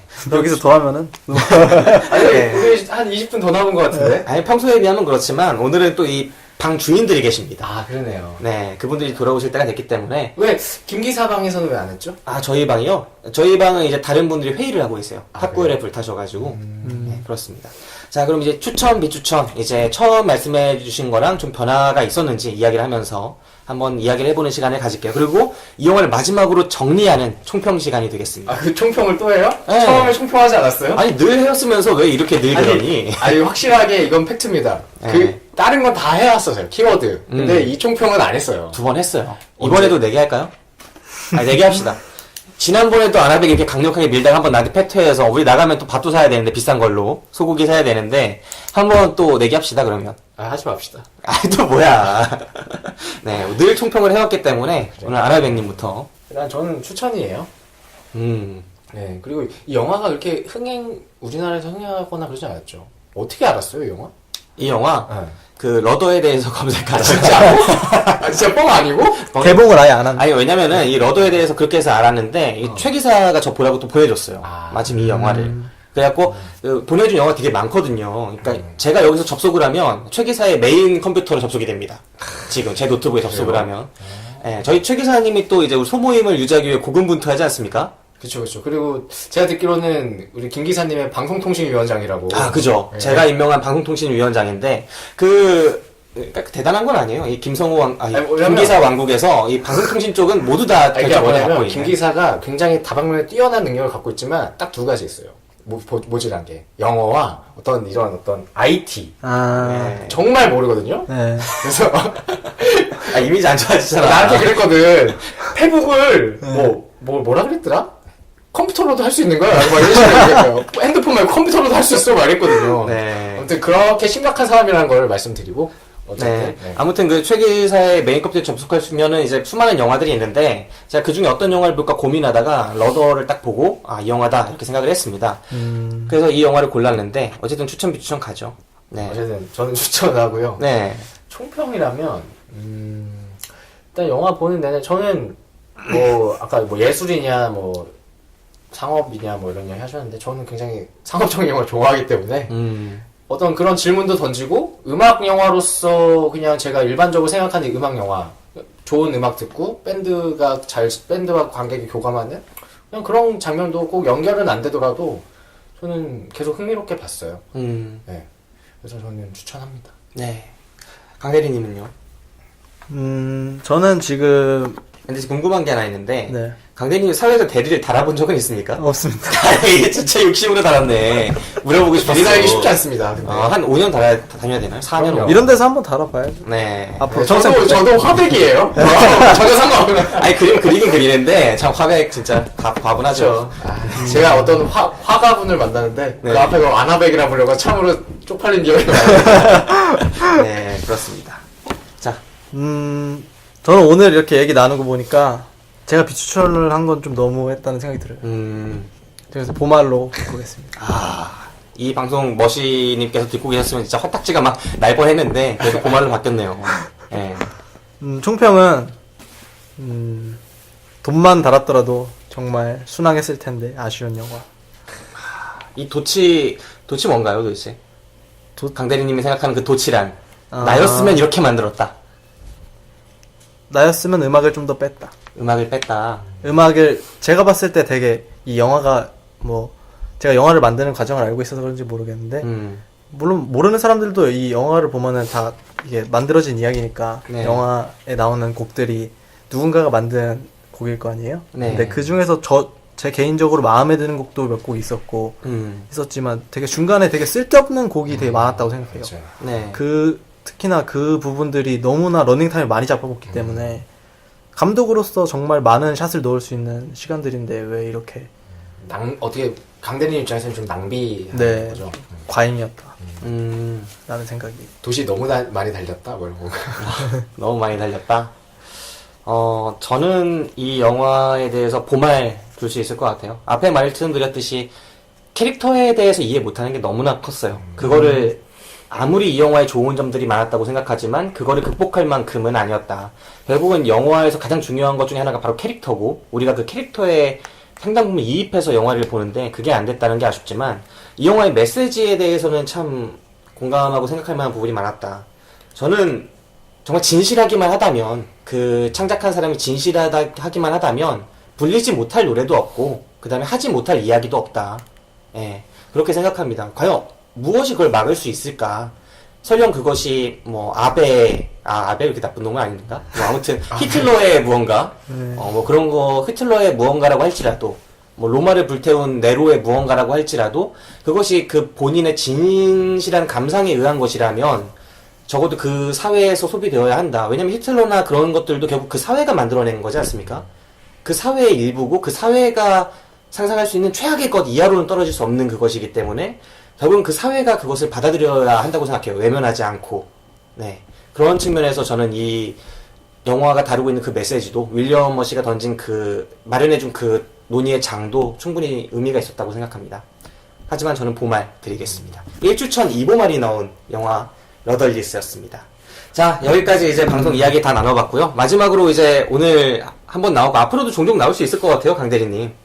저야 뭐 영광이죠. 네, 강대리님 나올 수 있을 것 같고 아마도 다음 영화는 헥소고지가 되지 않을까 싶은데. 엑소고지. 네. 예, 보도록 하겠습니다. 네, 헥소고지. 근데 이 영화에 호불호가 많이 갈리는 걸로 아는데 무슨 내용인지는 몰라요. 저. 네, 그래도 저는 한 번쯤 다뤄볼 의미가 충분히 있다라고 생각을 합니다. 되게 네. 되게 단어가 묘하네요. 헥소고지. 네, 헥소고지. 저도 이게 그러니까 한글과 영어인가요? 고지가? 근데 이게 헥소고지가 일본에 있는 영어와 한글이죠. 영어한 걸. 예. 네, 근데 이게 일본에 있어요. 아, 그래요? 나는 일본 영어 아니에요? 일본어일 수도 있다는 생각을 했는데 헥소라는 게 지명이. 헥소? 네, 아무튼 그렇습니다. 자, 오늘 나온 소감 어땠어요, 강대리님? 너무 점수를 놓는 것 같아 지금. 아닙니다. 너무 뜻깊은 시간이었고.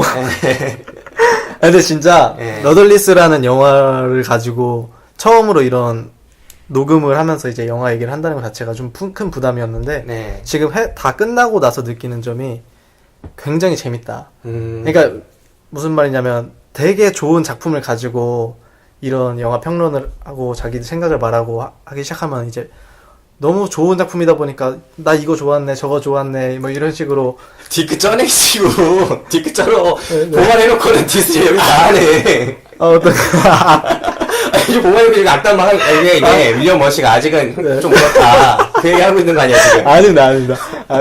네. 정말 완벽한 작품이라면 제 기준에서 네. 약간 그런 식으로 진행이 될 텐데 이게 정말 뭐 찝을 만한 부분도 있고 조금 우리가 받아들일 만한 부분도 있고 하니까 네. 참 재밌는 시간이었다. 이 영화 찍던 영화 관심 있는 친구들이 이렇게 눈이 높아요. 머신이 이게 예술가가 되게 힘들죠. 네. 그 똥멍청이님 얼마나 눈이 높습니까? 아, 그쵸. 네, 외부적으로 높고 그러시죠. 저는 응원합니다. 네. 그 똥멍청이님의 다큐멘터리 이제 두 번째 작품이죠. 불을 네, 찾아서 지금 불빛 아래서. 불을 찾아서는 장작가는구나. 아, 네. 불빛 아래서 그 음악 다큐멘터리로 알고 있는데 첫 번째 뭐 중앙대 사태를 다뤘던 다큐멘터리 네, 사람이 미래다. 네, 그 작품에 이어서 두 번째 작품인데 아, 참 많은 다큐멘터리 영화제에 벌써 출품이 됐던 걸로 알고 있습니다. 그리고 그 대구의 무슨 장애인 영화제? 뭐 사회복지 영화제? 거기에 네. 개막작이었어요, 네. 무려? 아니, 개막작으로 이제 걸린다고 하더라고요. 네. 이, 관심 있으신 분들은 가면 좋겠지만 이 방송이 더 늦게 나가서 네. 응원을 못 해드리겠는데, 아무튼 그렇게 꾸준히 노력하시는 예술가분들 저희는 응원하고 있습니다. 왜 이 얘기를 하지, 갑자기? 모르겠어요. 네. 아무튼 오늘 방송 끝냅시다. 저는 지금까지 김기사였고요. 저는 아나백이었고요. 강대리입니다. 네. 블랙리스트와 함께 오늘을 즐거워합시다. 올해 5.18 기념식에서는 임을 위한 행진곡을 목청껏 부를 수 있게 됐습니다. 대통령이 직접 지시했는데요. 대통령의 잇따른 약속 실천에 기대감도 높아지고 있습니다. 송정근 기자입니다. 임을 위한 행진곡이 9년 만에 5.18 기념식장에서 재창됩니다. 문재인 대통령이 올해 기념식에서 임을 위한 행진곡을 재창곡으로 지정해 부르도록 관련 부처에 지시했다고 청와대가 밝혔습니다. 5.18 광주 민주화 운동과 그 정신이 더 이상 훼손되어서는 안 된다는 대통령의 강한 의지가 반영된 것입니다.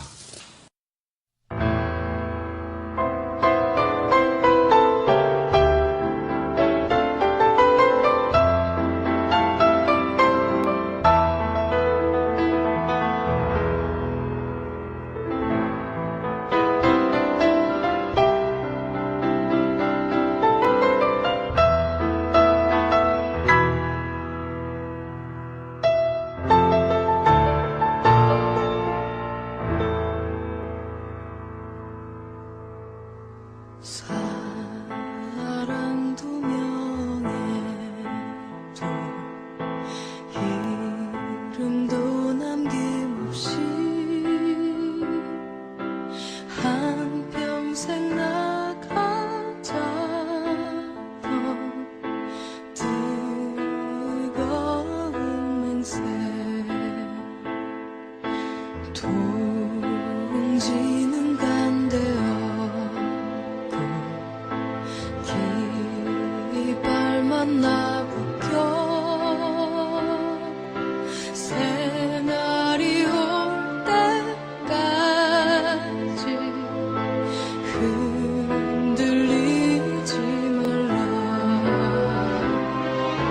세월이 흘러가도 상처는 안다. 깨어나 소리치는 끝없는 암살. 앞서서가 나니 산자여 따르라. 앞서서가 나니 산자여 따르라.